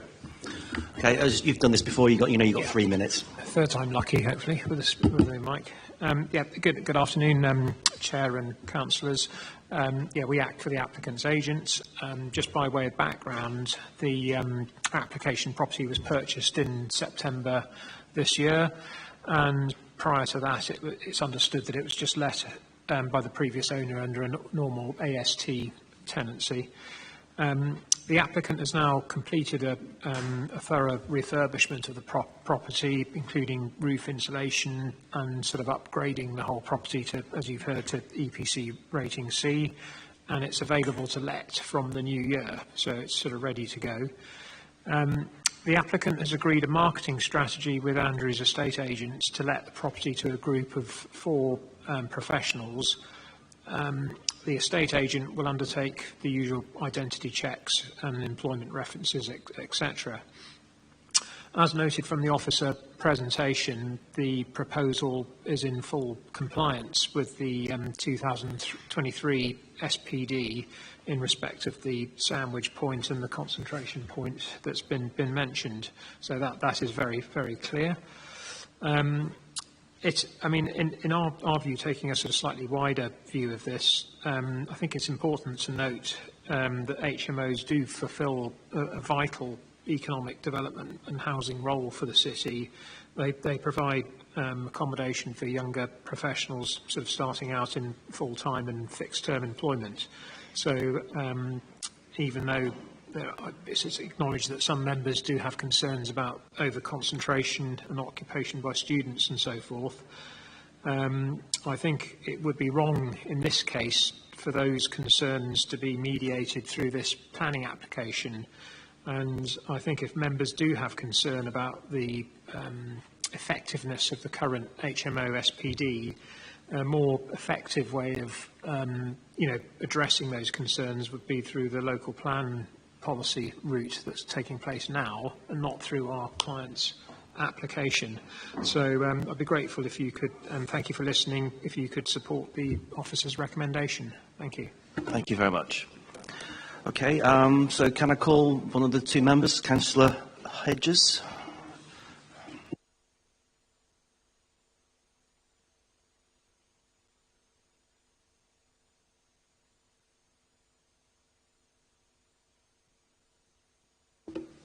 Firstly, Chair, can I just thank you for allowing this one to come to committee. The odds are that it's going to be passed, but we wanted to use this opportunity to raise a few things that we think that the policy misses. For instance, if you could go back to the circle that was on the screen, literally that side, the left-hand side of the circle, the top-hand bit of the circle, and the far right-hand side of the circle, if you were to widen that to half again, there's another, between 15 and 20 HMOs. So, I mean, maybe that could be looked at in the policy. Anyway, I've written something down. So, we object in principle to more HMOs being created in an Odd Down ward. We feel strongly that the Odd Down ward needs to be protected for housing and family units. The City of Bath is pricing families out of areas like Odd Down. And I don't mean City Council, I mean when they permit planning for really expensive houses. This is because a number of factors, including unsustainable growth in the student numbers at universities without the matched growth in purpose-built student housing on campus to meet the demand. The City of Bath is constrained because of the World Heritage status, especially when you see all the land that has been built on specifically for student housing. When the student cap was lifted, the council policy was never updated to account for such large influx of students. As to the HMO in Wellsway Road, Odd Down, Wellsway is a trunk road, and you don't see it in the pictures there, but usually it's busy with traffic, large lorries and buses, especially now the A36 is shut. The houses aren't used, as you can see from the photograph, and parking is difficult. You must have taken the photograph again when they'd all gone to work or something. But parking is really difficult along that stretch of road. And as we know, it gets gridlocked at least twice a day in that road, and right down to the crossroads and both other sides. These are small family homes which we can ill afford to lose. So the more of these homes that are turned into HMOs, the less facility we have for family units. I ask you to reject this unit. I know you're probably not going to, but I ask you to reject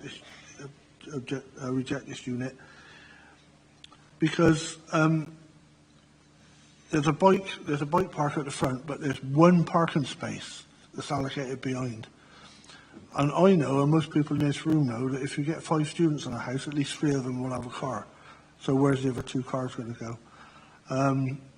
I'm not going to say they're going to be noisy, and I'm not going to say they're going to be untidy, because that would be unfair because I don't know them. In a lot of cases, no doubt that is the case, but because obviously these people haven't moved in and I don't know what they're like, I'm not going to say that. But thank you for your time. Thank you, Councillor Hedges. Councillor Hurst, do you want to speak? Yes, so thank you for having the opportunity of calling these in, because Steve and I have been consistently trying to oppose HMO growth within the Odd Down area, and I think it provides an opportunity to reflect on the policy. In particular, if you look at them, if you go on the HMO register and look at the map view, you'll see the concentration of HMOs in the southwest corner of the city of Bath. And if you then go and have a look at the deprivation map, which you can find on the public healthy part of the website, you'll see that almost the map mirrors exactly. The HMO developments are being targeted at the low-value housing areas and forcing out key workers and people. And so I think we need to reflect quite deeply about whether the 10% rule could be applied in a slightly more creative way, thinking about zoning some areas where you might want a lower percentage figure to protect lower value housing areas for key workers, and then having a higher value, maybe 12.5%, 15% other parts of the city, so that you can kind of then share the burden of the HMOs across the city. Or whether you also reflect on the point that Steve was making about whether actually is the 100-metre radius actually fit for purpose. And because quite often I think that the density affecting an area is much bigger than the 100 metre. So I'd appreciate the reflections on the committee on both of those key policy points. I suspect we can't make policy here, but certainly you can kind of help influence a change in the development of the SPD. In terms of the specifics of this application, it's the main A367, it's a very busy road, and the pressure on parking is our key concern. You saw the picture of the back alleyway and the parking. There is already significant pressure on that area. It's very challenging for the residents in Wellsway Close, so in that little area, to actually get out onto the main roads, and this will only exacerbate those problems. So I encourage you to reject the application. Thank you very much, Councillor Hurst. Do we have any questions for the officer at all? Councillor Gawley. Yeah, there was a question really. I mean, the applicant talked about young professionals. Others have talked about students. Is there a way of being able to restrict this in some way to who lives there, or is it just open for anybody who wants to live in a shared house? Yeah, so you'd be giving permission for an HMO, so it could be students or it could be young professionals, and we wouldn't be able to put a condition on that said it can only be young professionals and not students, sort of thing. Okay, thank you. Councillor Jackson. Well, I've got several points. I mean, this could hardly be a more sustainable location, because you've got all the buses going past the door, and I admit getting stuck there, but that's not the applicant's responsibility, the fact that the Fossway is very narrow. And it's intersected by another main route that goes out towards the crematorium, but I mean, the road that goes out to the north cuts across. So, I mean, there's no reason why a tenant here would need to have a car. But I think there's, am I right in thinking that there is cycle storage provided? That was what I missed in the presentation. And I think it's invidious to see tenants, students as being undesirable. Would it not be the case, A, that you can't take any notice of that, but B, that postgraduate students very often work? I mean, do we have a boundary or a line or a prescriptive thing? And, I know the other vital question. It's a really important one. It was the other side of the road in Oolite road that I was looking, the house prices here, are they not too high for a young Bath family to dream of affording? Okay, I think that's a question that the officer's not really qualified to answer, I don't think, but certainly in respect of your question regarding cycle parking, there are going to be 4 cycle parking spaces at the front, yeah, with the refuse. Okay, anybody else got a question? Councillor Hughes. Thank you. So, the rear area where they're planning the parking, do you have any pictures of that alleyway? I mean, is that a typical use for those gardens, or is that... Because from what I can see at the picture there, they're looking fenced as gardens. What's the typical use of them? Yes, I think along that road, it's your sort of typical residential amenity. I think some are gardens, some are just hard landscaped areas to the rear. On the left-hand side, so opposite the back of these houses, there are garages, so there's cars going out onto that access way as well. So where I can see the fencing for the first few houses on the lower picture, you say that's not typical along the rest of the row. Is it being used as parking? Are those fences being removed along the houses further along and being used as parking, or? No, I think, yeah, for these houses, this wouldn't be highly found down that track. So parking's not typical. Conversion to a parking space isn't typical at the moment. No, it's not. It's not highly typical, but no. Okay, thank you. But under a C3 use, it would be permitted development to put in a hard surface with adequate drainage and to remove the wall as well wouldn't require permission. Yeah, I'm not even sure they'd even need planning permission because that road is unadopted, so it's not like a highway. Anybody else got a question? Lucy, no? Okay, shall we move on? Has anyone got any views to express? Yeah, much as I have sympathy with the ward members and the residents, I think this is well within planning, and I can't see any reason we can refuse this, so I move the officer's recommendation. Councillor Hodge. Yes, I'm happy to second the officer's recommendation, but I do really share the concerns raised by the ward councillors, and I think we really, as a committee, could perhaps ask that or consider that the SPD is revised through the local plan policy route and look at the 10% rule and the 100-metre rule and thinking about the loss of affordable accommodation for families in particular areas of Bath. I hope we can review that. Yeah, that's a good point. Obviously, it requires the classic thing, resources, to look into that and do the research. But certainly, I know when the SPD was introduced, certainly in my ward, which is an inner area, well, I guess the horse had already bolted anyway. So, it works possibly to have the sandwiching policy and the 100-metre radius and 10% within inner wards. But perhaps, there is a case to argue that in some of the outer wards of the city, where we do have well, I don't want to say more affordable housing, but not the housing that you see the prices of in the city centre, whether we do apply a different formula in that sense. But Councillor Collins, you want to make a point? Yes, thank you very much, Chair. I mean, I support Councillor Warren. I think we have to permit the application, but I would like to comment as a Bath councillor and one who lives in a ward with a lot of HMOs, and many HMOs actually very close to my house. So in an area which is probably almost at saturation with the policy. I do think we need to pause and think about this, but I think we need to look at this in a very broad perspective. The fact is that within the city, the population within the City of Bath, as Councillor Hedges says, has increased dramatically, and a significant proportion of that increase is due to students. It would be lovely if those students, when they graduate, can come and work and stay and work in our city. But it's really, really hard for young people, and it's really hard for families as well. But I think as councillors and as a committee, we need to think about all our residents.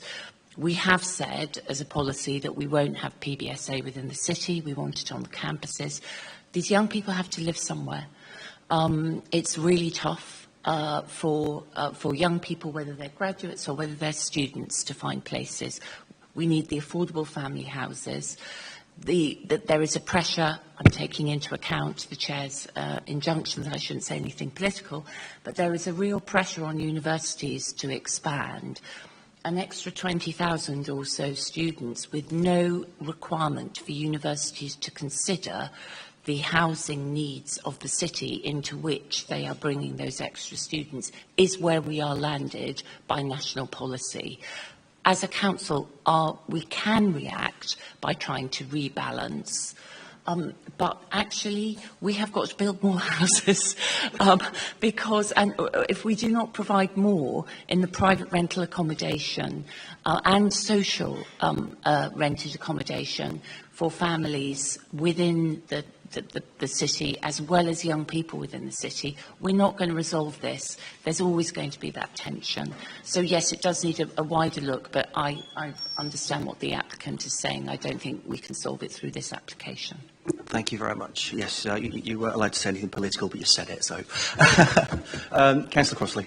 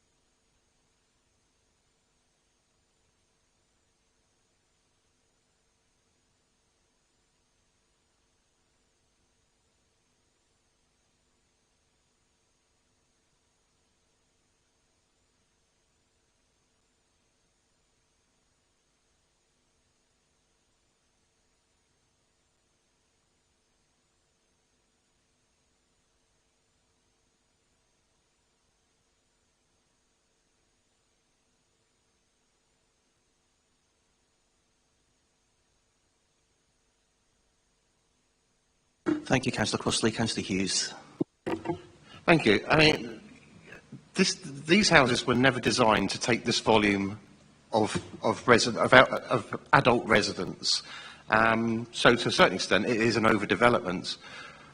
I live in an area where every time you lose family homes in Bath, they're being forced to move out to places like Midsummer Norton. And they're being priced out because of the lack of family housing in Bath. So I find it very difficult to support this HMO. I think if this trend was allowed to continue, I'd say it's a complete overdevelopment of a small group of family houses. Councillor Jackson. Well, as the mother of an academic who has lived in HMOs in Bangor and elsewhere, I'm afraid I don't like this implication that, students aren't useful members of the community and can't contribute. Many of them do. Many of them are a nuisance and need to grow up. But I thought we had a policy that student housing was to be focused on the Claverton Down campus. It's more difficult with the Newton St Low campus, but that's what I thought we were encouraging the universities to do. But I can't remember which specific policy it's in. I think it's in the placemaking plan, but wouldn't swear to it. So if that is true, then you could argue that this application is contrary to policy to try and focus students on campuses. The only trouble is we've got the same problem we've got with Bath. The accommodation provided on the campuses is far too expensive. for an ordinary student racking up debt. So what I would like, I think it's a good idea, and we should recommend it to the powers that be, that we have a review, and I would like it to include HMOs of the Soma Valley, because we do get a sandwiching problem, even if we don't have far fewer HMOs at the moment. Just to clarify, obviously the application is for HMO, it's not for purpose-built student accommodation. We do have a policy to the effect that you were suggesting around purpose-built student accommodation, which does direct that towards sites allocated for that use, i.e. the campuses, and tries to limit their off-campus purpose-built student accommodation. But obviously that's not relevant for the discussion around the HMO proposal that's in front of you today. Okay, no one else wants to speak. Or Councillor Gawley does. Yeah, I think this was just in response to the point about students. Much as I would encourage students to live together on campus, they can't because there isn't enough accommodation and they have to be in for 1 year, out for 3. But the point about the loss to the City of Bath is the loss of council tax that happens with HMOs. The more HMOs that are permitted, the less the city receives. So that's another point. Oh, yeah, getting a bit borderline politics there. That's okay. Right, we'll wind this up. Councillor Warren's recommended to support the motion, and that's been seconded by Councillor Hodge. So we'll take a vote. All those in favour?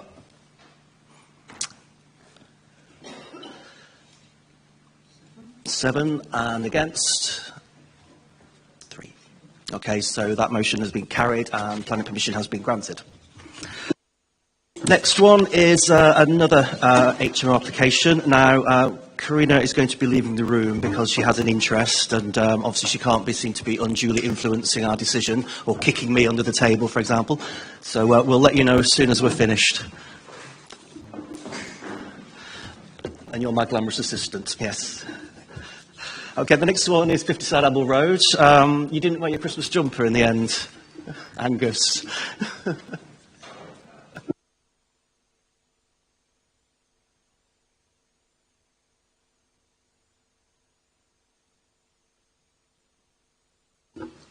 Afternoon, councillors. So we have another HMO application here. This is item number 5. We're up at 51 Ambleside Road in Southdown of Bath, in the Odddown ward. Some maps up on screen show you a bit of context for this street. So it's a semi-detached property highlighted red. There are no external changes to the dwelling. The front elevation and rear elevations will remain unaltered. It's a 3-storey at the rear where the ground slopes away to the rear, as we'll see in the aerial image in a moment. Lower ground floor plans as existing and proposed up on screen, where there is no change. The main communal kitchen dining area is here on the lower ground floor with some storage as well. The existing ground floor study lounge will be converted to 2 extra bedrooms. And then up on the first floor, we'll have the additional 3 bedrooms with some minor internal alterations to modify the bedroom sizes to give a bit of extra space to the box room. Some imagery of the property. For the picture on the right, it's the house on the right. And the overhead image showing the rear of the property is the one under the red pin. Here is the map of the HMOs in the local area within the 100-metre radius circle. The HMOs are highlighted again with the purple diamond on top. You can see there are a couple skirted around the edge of the perimeter which are outside. The results of this test is that the application, if permitted, would result in 6 HMOs with 101 residential being a 5.9 density area. And this one is recommended for permission. Thank you very much. We have 2 speakers. So we've got the applicant, Karen Baisley. If you'd like to come forward to the table. Is that microphone working? Thank you.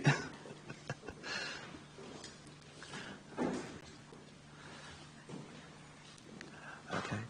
So as a member of the public, as the applicant, you're entitled to 3 minutes to address the committee. Good afternoon, everybody. I'm going to address the criteria according to Policy H2 of the Placemaking Plan. First, the concentration of HMOs in the area. If this application were to be approved, this would result in 6 out of 101 residential properties within a 100-metre radius of the site, equating to 5.9%. National policy supports encouraging a mix of households to promote community cohesion.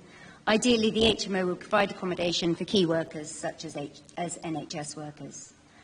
Works that have been carried out do not require planning permission and are all improvements which would enhance the house, whether as an HMO or a family home, a large bedroom, rewiring and modernisation of electrics, and installation of an additional shower. Externally, the house will not change and the grounds will be maintained. The house has an EPC rating of C as required for licensing as an HMO.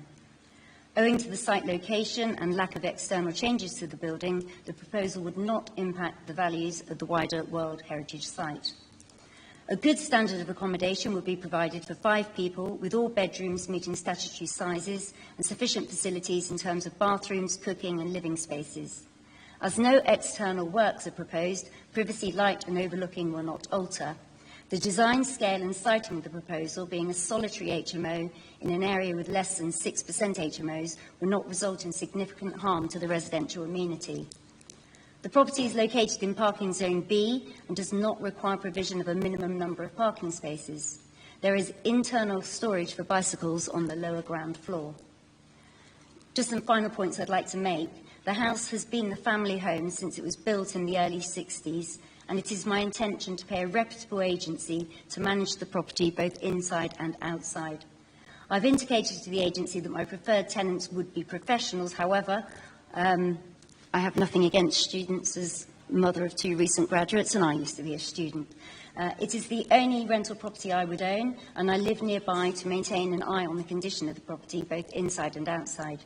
Kingsway is serviced by buses to the centre of Bath every 45 minutes. Additionally, a 6-minute walk away at the top of Slaybrook Avenue, buses run every 15 minutes to town, making it an easy commute by public transport. Additionally, there is secure storage of bicycles, and NHS and other key workers can access the subsidised NHS Cycle to Work scheme. Thank you very much. Okay, thank you so much for that. We have one final speaker on this application. That's Councillor Hurst again. Obviously, we're considering this application on its merits, irrespective of your previous statement. Okay, so does that mean you want me to rehearse the same? It's broadly, again, I appreciate the committee agreeing to bring this to committee to kind of highlight the challenges of the policy area. In particular, I think there are specific challenges with this particular location. So you saw in the picture with the car, the very narrow nature of the roads. If you've got a house which was designed to have maybe 1 or 2 cars parked outside, now you've got 5 people living outside, it has a significant impact on shunting parking and causing parking chaos in the wider community. You will see that reflected in the multiple comments from local residents. Our current policy around HMOs isn't fit for purpose.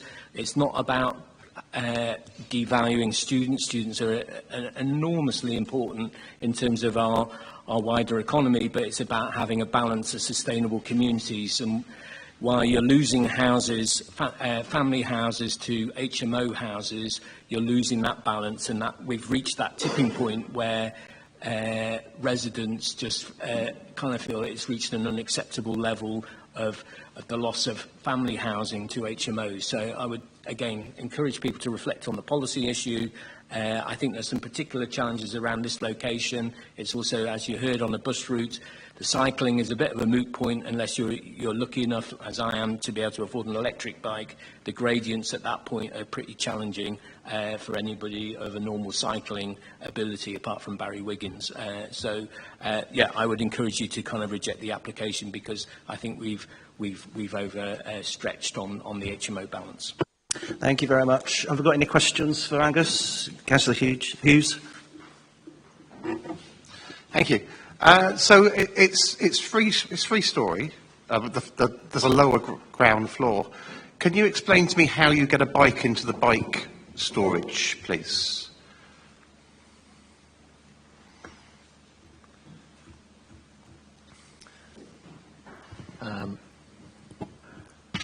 We on? Yeah. So two options would be either one down the stairs or around the side of the property and in through the rear doors at the bottom. So the internal bike storage, how would you access that with a bike? Could you?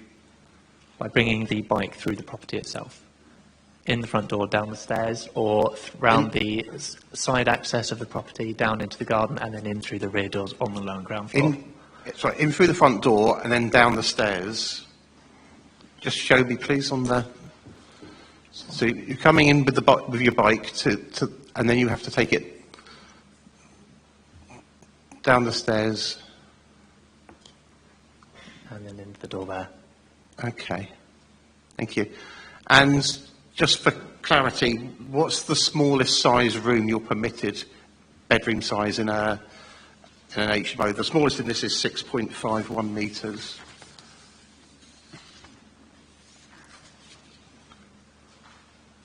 That's square metres, isn't it?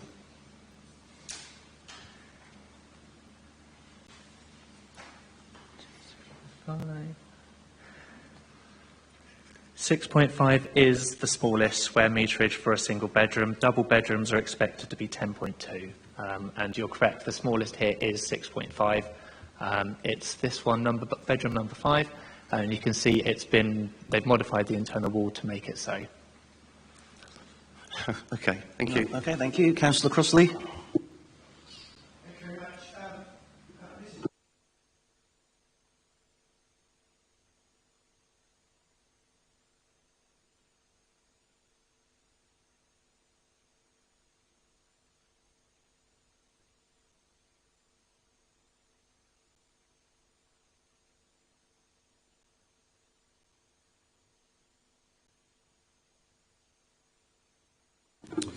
Yeah, those sorts of conditions generally don't meet the tests of conditions. For example, saying something must be kept in a tidy state, it wouldn't meet the test of precision because tidy is a subjective term, and so those sorts of things are very difficult to control. If there are specific matters about locations of bin stores and keeping parking areas clear and things like that, we do have conditions we can use for those sorts of things, but obviously in this case we don't deem any of that to be necessary. Any more questions? No? Okay. Yes, Hodge. I just have one for highways about, actually look at, in the objections to this application, there's a lot of the usual concern about parking and the impact of HMOs on parking. But in the report, actually, it doesn't quote the survey that is usually quoted in the report on parking. I'm not sure why. But I did want to ask a question about the survey that was done, because it doesn't seem to, and is usually quoted on the percentages, and that the HMOs don't significantly increase the average number of cars per household. I think it's 0.6 average compared to 0.9 for City of Bath and 1.6 for rural areas. And I wondered whether either now or at some other stage the committee could have a bit more information on that survey that is forms the basis of there not being evidence of a parking impact from HMOs, because it just doesn't seem to stack up with our lived experience. The survey doesn't have numbers or ranges or anything, it just has averages. Yeah, just a general comment. I mean, the Highway Authority wasn't consulted on this application, so I can only make a general point. But yeah, that data and it's obviously there to back up the supplementary planning document that it was included within. So absolutely, we can access the evidence base that was developed as part of those surveys, and it can be shared as needed. That's no problem at all. Okay, thank you very much. Anybody else? No? Anybody want to open a discussion on this before we take a vote? Councillor Crossley.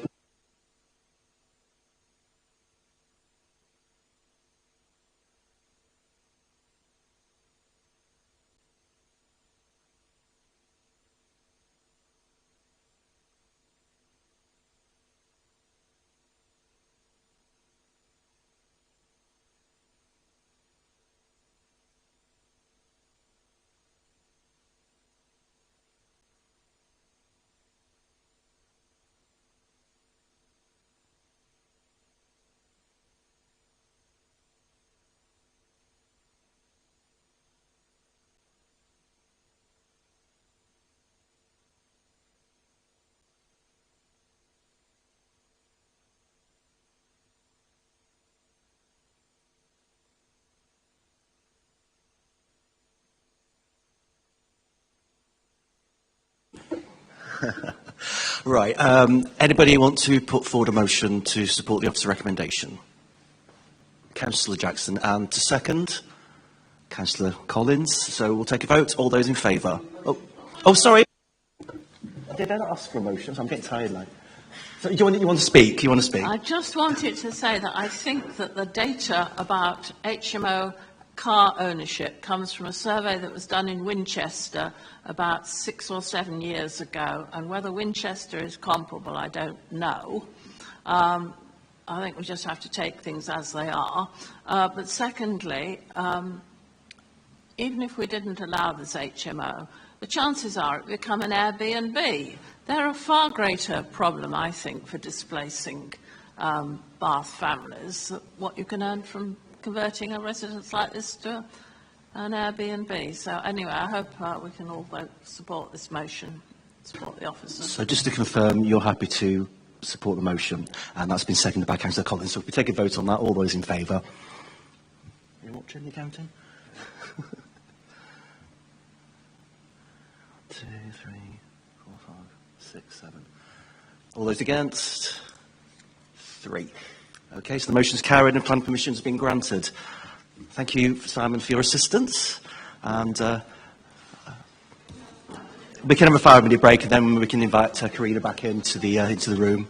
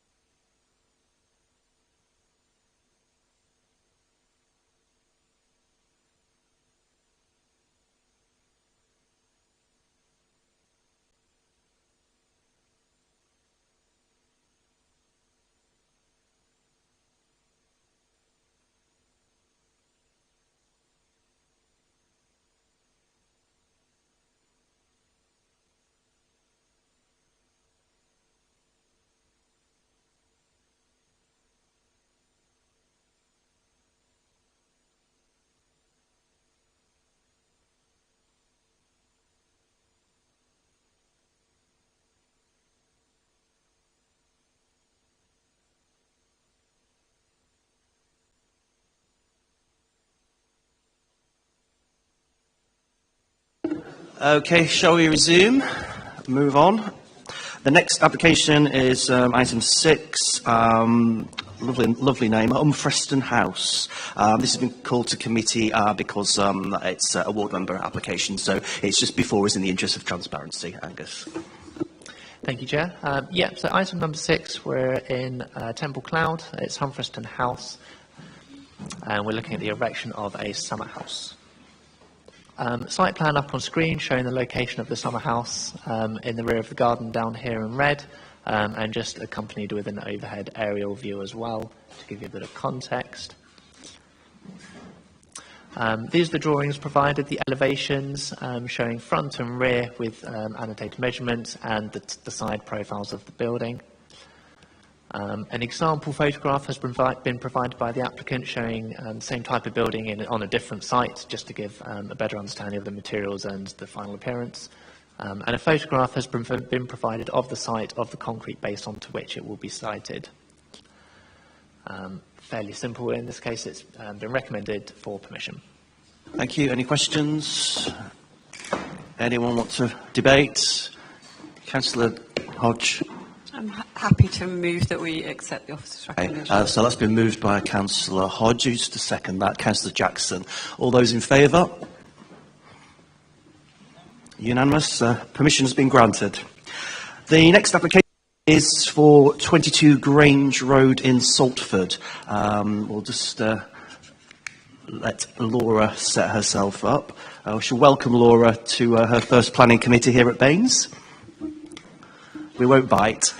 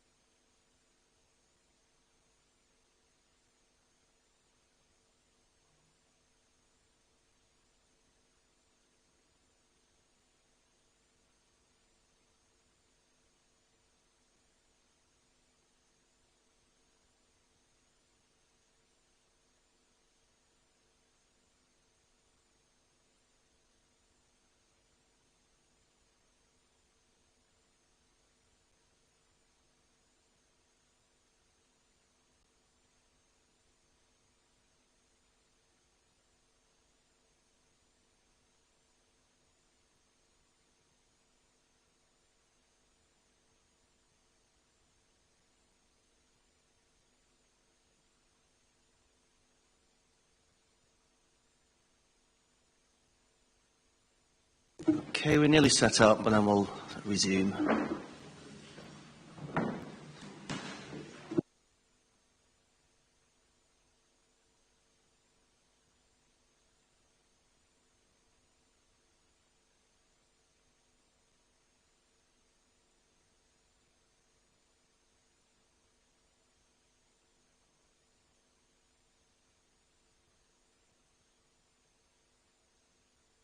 I think someone's forgot to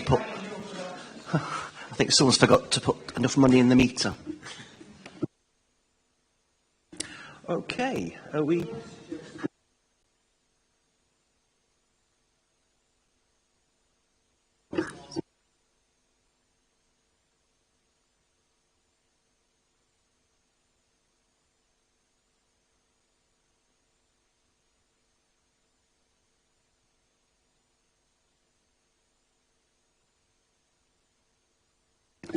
Right, we'll continue if we may. So the next application is 32 Grange Road, Saltford, and I'll invite Laura to present the case to us.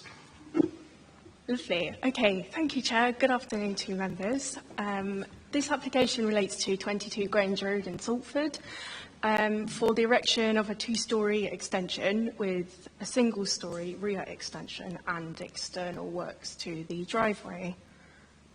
So this is a verbal update. Members are asked to note that the following condition has not been included in the officer report. This is the standards plan to this condition. The officer recommendation is therefore to delegate to permit to allow for this condition to be added. In addition, the neighbouring dwelling has been incorrectly referenced in the officer report as number 24. This should be disregarded as the correct number is 22A. Members are asked to account for this in consideration. So the application site is shown on the location plan on the left-hand image, which is outlined in red here. 22 Grange Road is situated on the northern side of Grange Road in a predominantly residential area with access to the Bath A4 road on the aerial image just here. The site contains a substantial two-storey detached property, which is in use as a single dwelling house. The site is not located within a conservation area, and the image on the right is an aerial image to give some site context. Now looking at the site's context with a series of officer site visit photographs of the property. So the top photos of the existing rear elevation of the property. This shows the relationship with the neighbouring properties at numbers 20 and 22A Grange Road on either side. The bottom two photos are other dwellings in this street which help to show the character of the locality. This slide shows the front elevation of 22 Grange Road. On the top right photo, 22A is positioned on the west side and number 20 is positioned on the east side of Grange Road. The next slide shows the existing and proposed block plan. You can also see that the proposed driveway changes and there is no highway objection.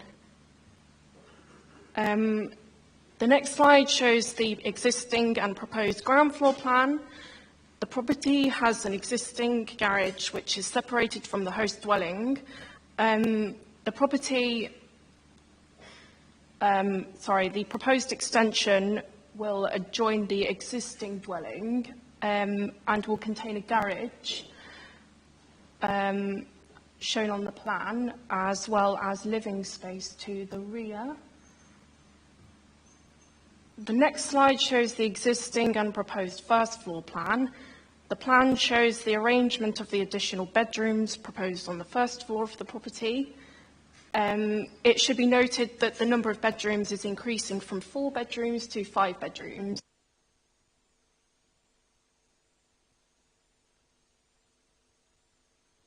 Your microphone's gone off. Do you want to just try it again? Oh, apologies. The next slide here shows the existing elevations on the left-hand side and proposed elevations on the right-hand side. And this slide shows the existing and proposed rear elevation and east side elevation. You can see that the proposed extensions will be finished in the materials to match that of the host property. On the top right image, you can see that the two-storey element here and the single-storey element just here. So the officer recommendation is to delegate to permit with conditions, including the condition in the verbal update, for the reasons set out in the committee report. Thank you. Thank you very much, Laura. That was excellent. Have we got any questions? So, Councillor Crosby, I think Izzy here to help out, just in case. I do apologise, I've got speakers. It's getting late. Right. Come back to you in a second. I have Paul Cheney. Hello there. So you're, if you'll let's just grab a seat and grab a microphone as you pass. Thank you. Can I just clarify, are you a neighbour? Thank you. So you've got 3 minutes to address the committee. Thank you for the opportunity to speak today. My name's Paul Cheney. I'm the owner of 20 Grange Road with my wife, Debbie Cheney. The proposed development at 22 Grange Road is a big development on an already large house. The proposed development will cast a massive shadow over my house, garden and summer house. particularly in winter months, but possibly in the summer, because the ridge running along parallel to the shared boundary is going to be very high. The committee must get quantification of the shadow before, after the development, on the basis of shadow area, metres squared, so you can see the extent of the shadow, because I believe that the shadow will go right across my garden. Everything must be done to minimise the loss of sunlight we will experience. We have a right to light. Building on the shared boundary is not acceptable and wasn't actually highlighted in the planning officer's thing. The proposal is to build right the way along the shared boundary. Now, that's not acceptable because they need to have independent access long-term for inspection, repair and maintenance of their property. Also, we need to minimise the impact of the build on our garden during build of the actual development. Also, large foundations must remain on their property, whereas on the boundary, it will come, the foundations will come onto our property. In conclusion, please do not approve the current planning application. Thank you very much. Okay, can I ask Simon Russell, who's the agent, acting on behalf of the applicants? And again, as before, you get up to 3 minutes to speak. Thank you, Chair. I'd like to thank the officers for their full and robust assessment of the application proposals in front of you this afternoon. The applicants, in working up the scheme, in the absence of a detailed guidance note contained within the development plan, consulted document BRE 209, which gives, well, it's conducted by the Building Research Establishment and gives guidance on light and shading in development, and is a document that we have been directed to as a team in procuring other proposals within Bath on numerous occasions, both at application stage and during pre-app. As a result of consulting those documents, the design was procured in such a way as to minimise any shading and loss of light to the satisfaction, obviously, of officers. The rear build line of the application building respects the existing build line across both neighbouring properties and a wider line. The development proposed is in character with other development for extensions that have been conducted and carried out on Grange Road.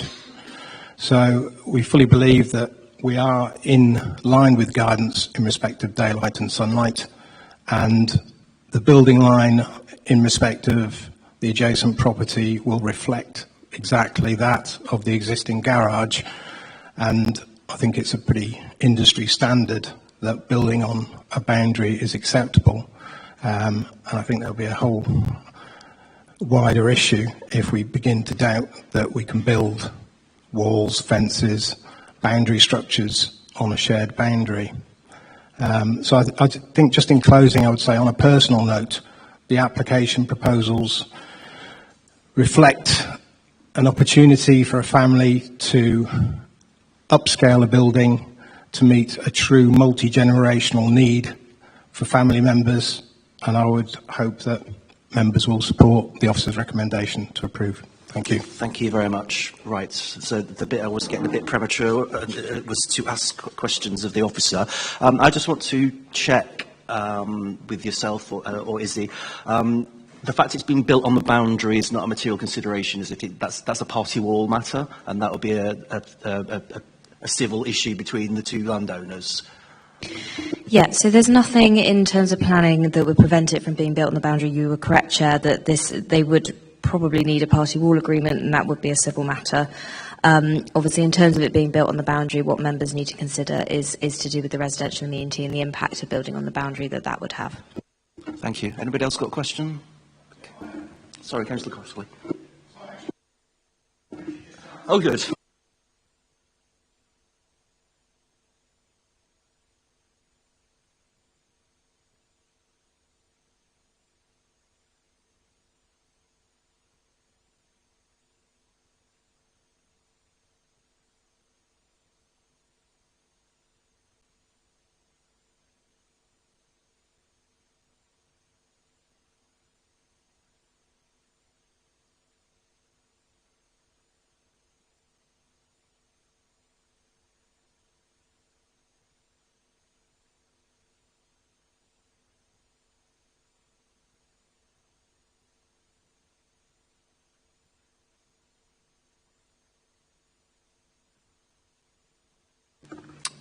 I'm not aware of that, but I will check with my counterpart in the Deputy Head of Development Management, who may have been the lead officer on that occasion, and come back to you. But I don't have anything to report back today.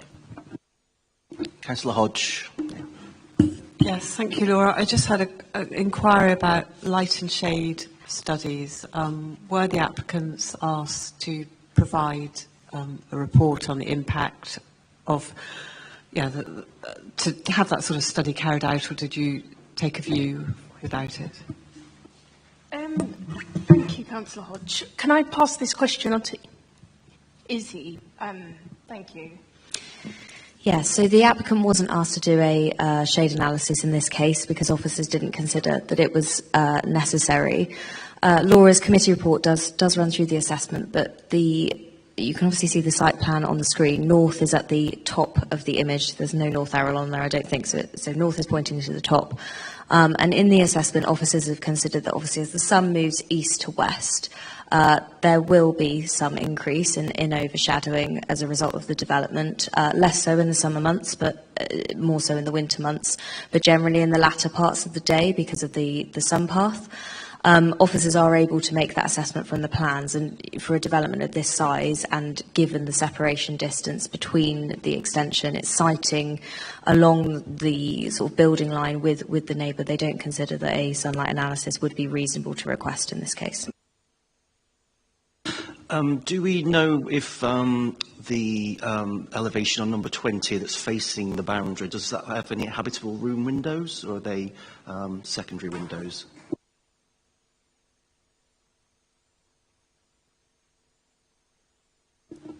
Obviously, we've only got the plans up there.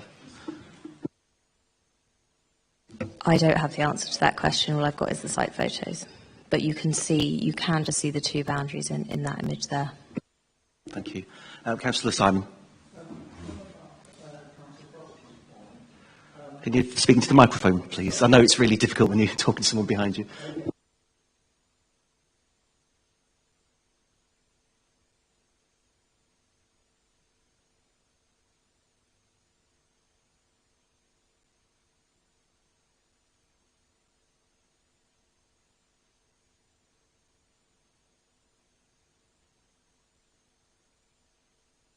Is there a condition recommended for that?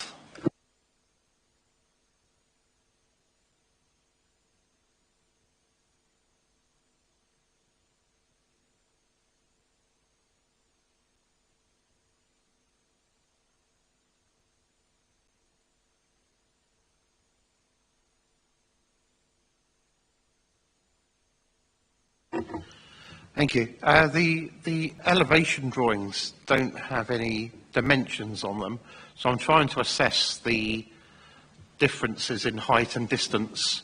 So would I be right in sort of assessing that the new extension would be 3 times the height of the existing garage? So I don't have the heights in front of me. Laura, if I just ask you to go back to the previous elevations of the slide. Thank you. Yeah, so you can see the garage is existing on the left-hand side of the proposed extension. I don't have the heights, I'm afraid. It would be in line with the roof ridge of the existing building. Okay. And again, with the distance from the boundary to the adjacent property, do we have an idea how it looks to be about the same width as the garage?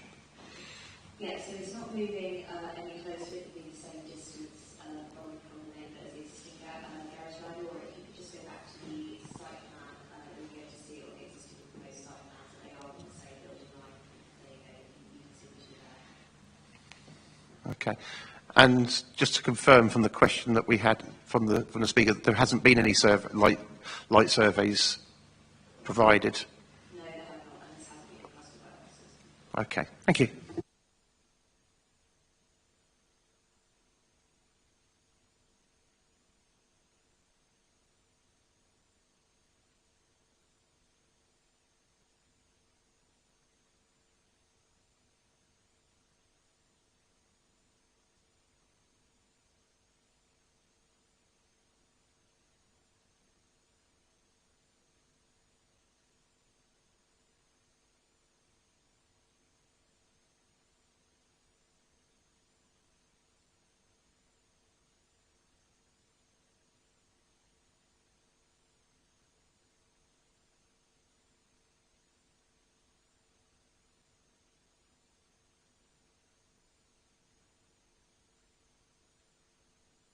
Really, following up on what Councillor Hughes said, I was trying to work out, I don't know if it's relevant or not, what the volume increase is of this house.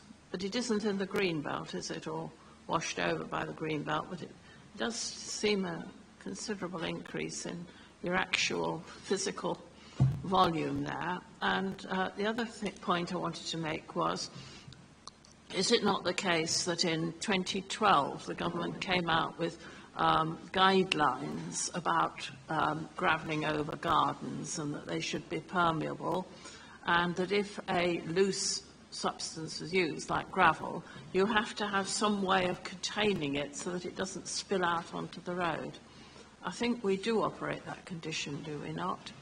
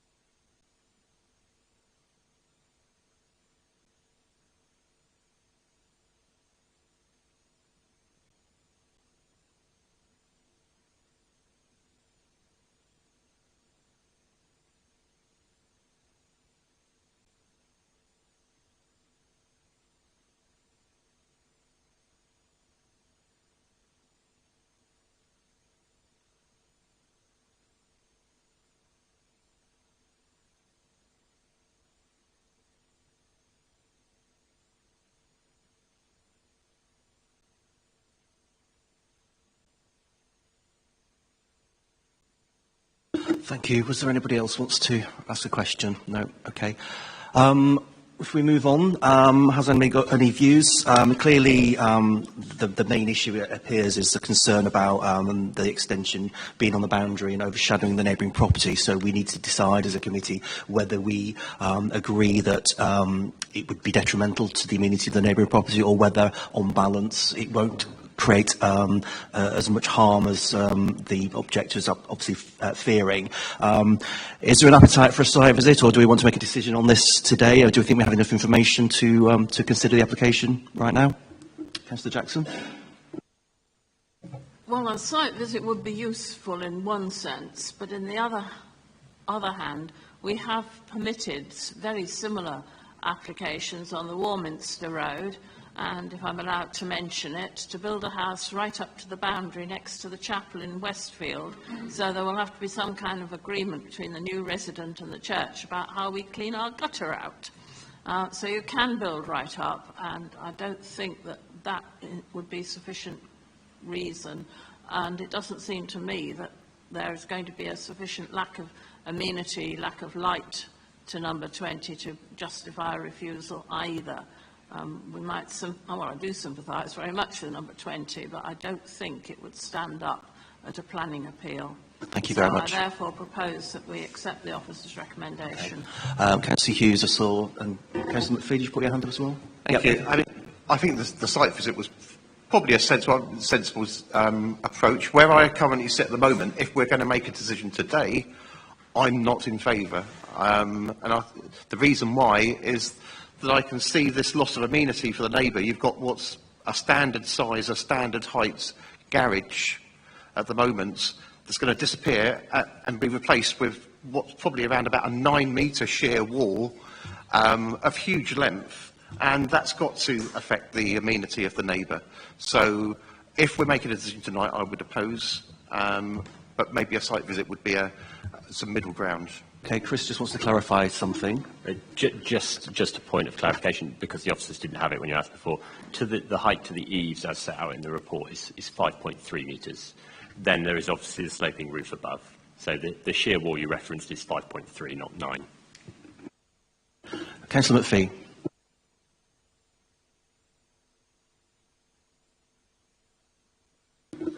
We've got a motion to vote on. Yeah. We need a seconder. So Councillor Jackson has put forward a motion to, are we asking to delegate to permit so we could add these additional conditions? Would anybody be prepared to second that? Councillor Simon. Okay, so we'll take a vote on that. Unless anybody else wants to speak, Councillor Hodge? No? Yes, I'm in agreement with Councillor Hughes. I do feel it's overdevelopment and potentially out of the character of the area in making it so big. And also I'm quite concerned, building on Councillor Crossley's point, that the loss of green space, we would normally in the list of policies considered, I think, when we lose that much green space, consider any policy in relation to that, I think, and it hasn't been in this report. Even if it's discounted, we've lost a lot of green, garden at the front for drive area. So that's another reason I'm not supporting this application. All right, well, so we've got a motion to support the EFSA recommendation. Mr. Councillor Crossley, you've got a comment to make.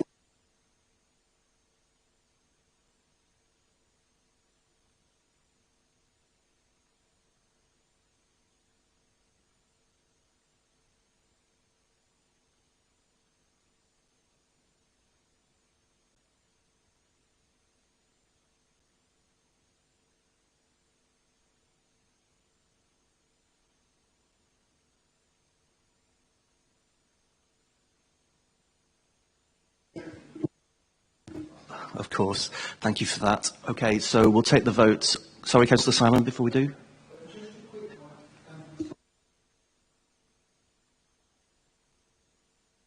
That's correct, yes. Okay. So Councillor Jackson has asked to delegate to permit subject to additional conditions. All those in favour?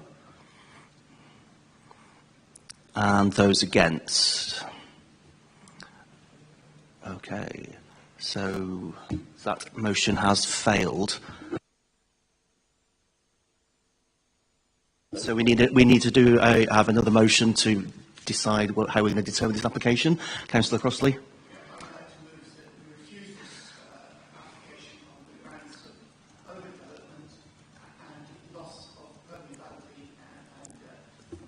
Impact. Is there an amenity impact as well? Okay, so specifically overdevelopment, in terms of what kind of impact could that have? Are we talking about overshadowing of the neighbouring property? And yeah, who's satisfied? Do you have enough information there?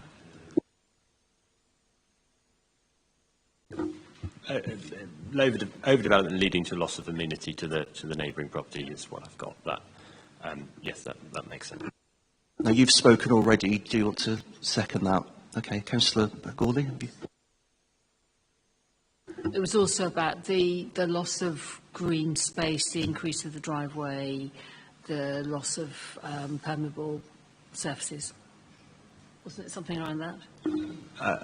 On that point, I would be a little bit more hesitant to advise you to add that, because it is, generally speaking, they can do a lot of that stuff under permitted development. Okay. So it would be very hard to us to argue that that would be unacceptable as part of this application when they could do it in any case. So certainly, in terms of the motion as it stands on the amenity point, that is a rational reason for refusal, but I would advise against adding anything further. Okay, so overdevelopment resulting in a loss of amenity to the neighbouring property. Councillor Crossley's put forward that motion to refuse the application, seconded by Councillor Hodge. All those in favour? That's 8 in favour, against 2. So the motion is carried and planning permission has been refused. Thank you. We'll move on very quickly to the final 2 items.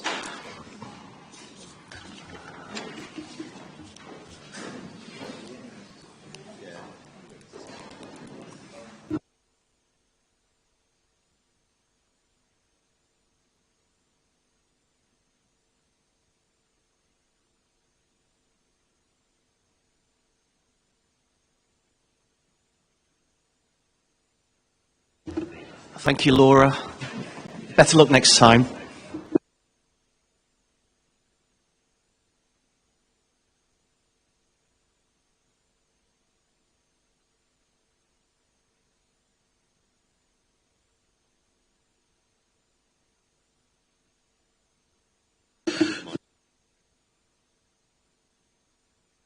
Right, the next application is Lindley North Road in Bathwick. It's Tree Works. The application has been called in because the applicant's a member of staff. So over to Jane.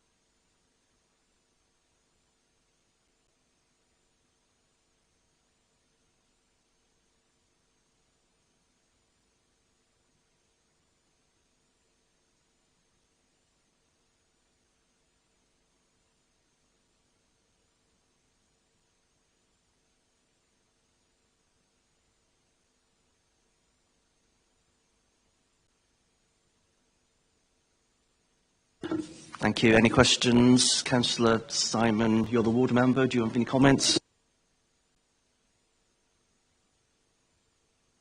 Anyone to second that recommendation? I've got Councillor Crossley putting his hand up there. All those in favour?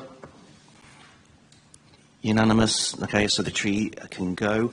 The next application is in Whitcomb and Lincoln Ward.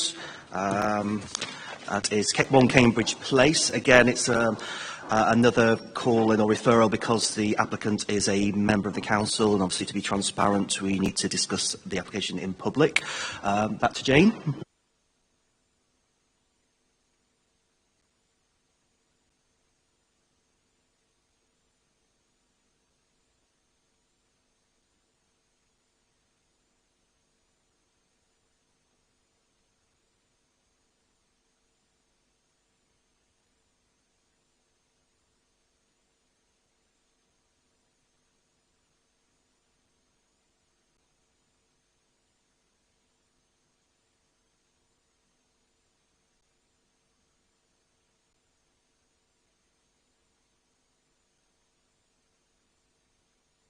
Thank you. Any questions? Councillor Collins, you're the ward member.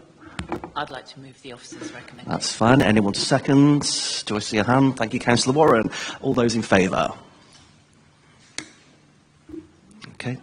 Unanimous, so that has been granted. So that completes all the applications. We'll just move on to appeals report. Have members got any questions or comments to make on any of the appeals? Councillor Hughes? On the 26-28 Orchard Vale appeal, which was sadly refused, I just want to say I think the officers did an amazing job in defending our position on that. It was just a shame that Somerset, being such a weak council, not having their 5-year land supply, were forced to accept it on their side of the boundary. But as I say, I'd like to thank the officers for all the work on that. It was really good. Okay, so we can minute the committee's thanks to Sam Mason for defending that appeal to the best of their ability. Right, the next meeting is... Sorry, Harry. Yeah, I would like to agree with Councillor Hughes. I thought our officers put up a superb fight, given the heavyweights on the other side of the table. But I do wonder, is it possible to make a recommendation that in future the room be so organised that the public can hear what the people at the top end of the table are saying? Because they had this KC there, right at the top, who spoke directly to the inspector, and we were listening through his back. And I mean, I got my hearing aids in, but I don't think anybody could hear from the bottom end of the room. And he didn't, in spite of requests, he didn't speak up. Our officers did their best to remember. But the whole arrangement of the room was wrong, and if they're going to do that sort of thing, there should be some kind of microphone. So if we could possibly make a recommendation, because I think we were severely disadvantaged not being able to hear the full argument. Yes, of course. We do struggle sometimes to find venues for these events. For your benefit, Councillor Jackson, the Sulis down the Coombe Lane inquiry, which is the next sort of public event appeal that we've got, there will be it will be microphones available for that, so that should help. So that is due to commence. The details are, some of the details are in the report here, but it starts on the 28th of January, and that will be in the banqueting room for the first day, and then for the subsequent days, it will be in the Kappa's Bar room.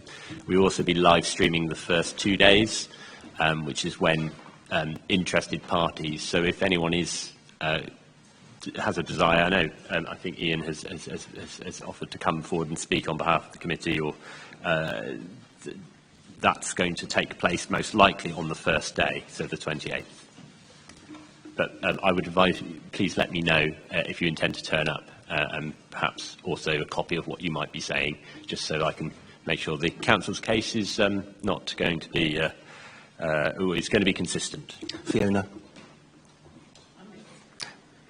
I'm going to be there. Okay. Yes, the only thing to say is that if it goes beyond 2 days, is it possible to extend the live streaming and the ability for microphones and all that sort of stuff, because there's obviously going to be a lot of interest, and I think that they're, depending on who else turns up on the first day, may move into the second or third days or beyond.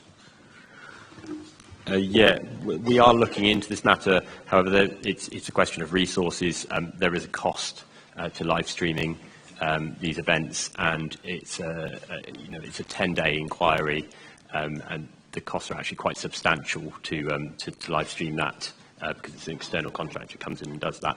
On the microphones point, I will double check whether microphones will be available for the whole time. I certainly hope that they are, because it would make life a lot easier for everyone to hear what's going on in the rooms. Okay, thank you. So the next meeting is Wednesday, the 15th of January, 2025. From me, I'd like to thank everybody for their participation today, especially, and for the past year. And thank you for all your support towards me and for Lucy as well as Chair and Vice Chair. Thank you to the officers. We wish you a very happy Christmas, very restful time. And thank you to our guys in the corner for sorting out the microphones. So I will now officially close the meeting.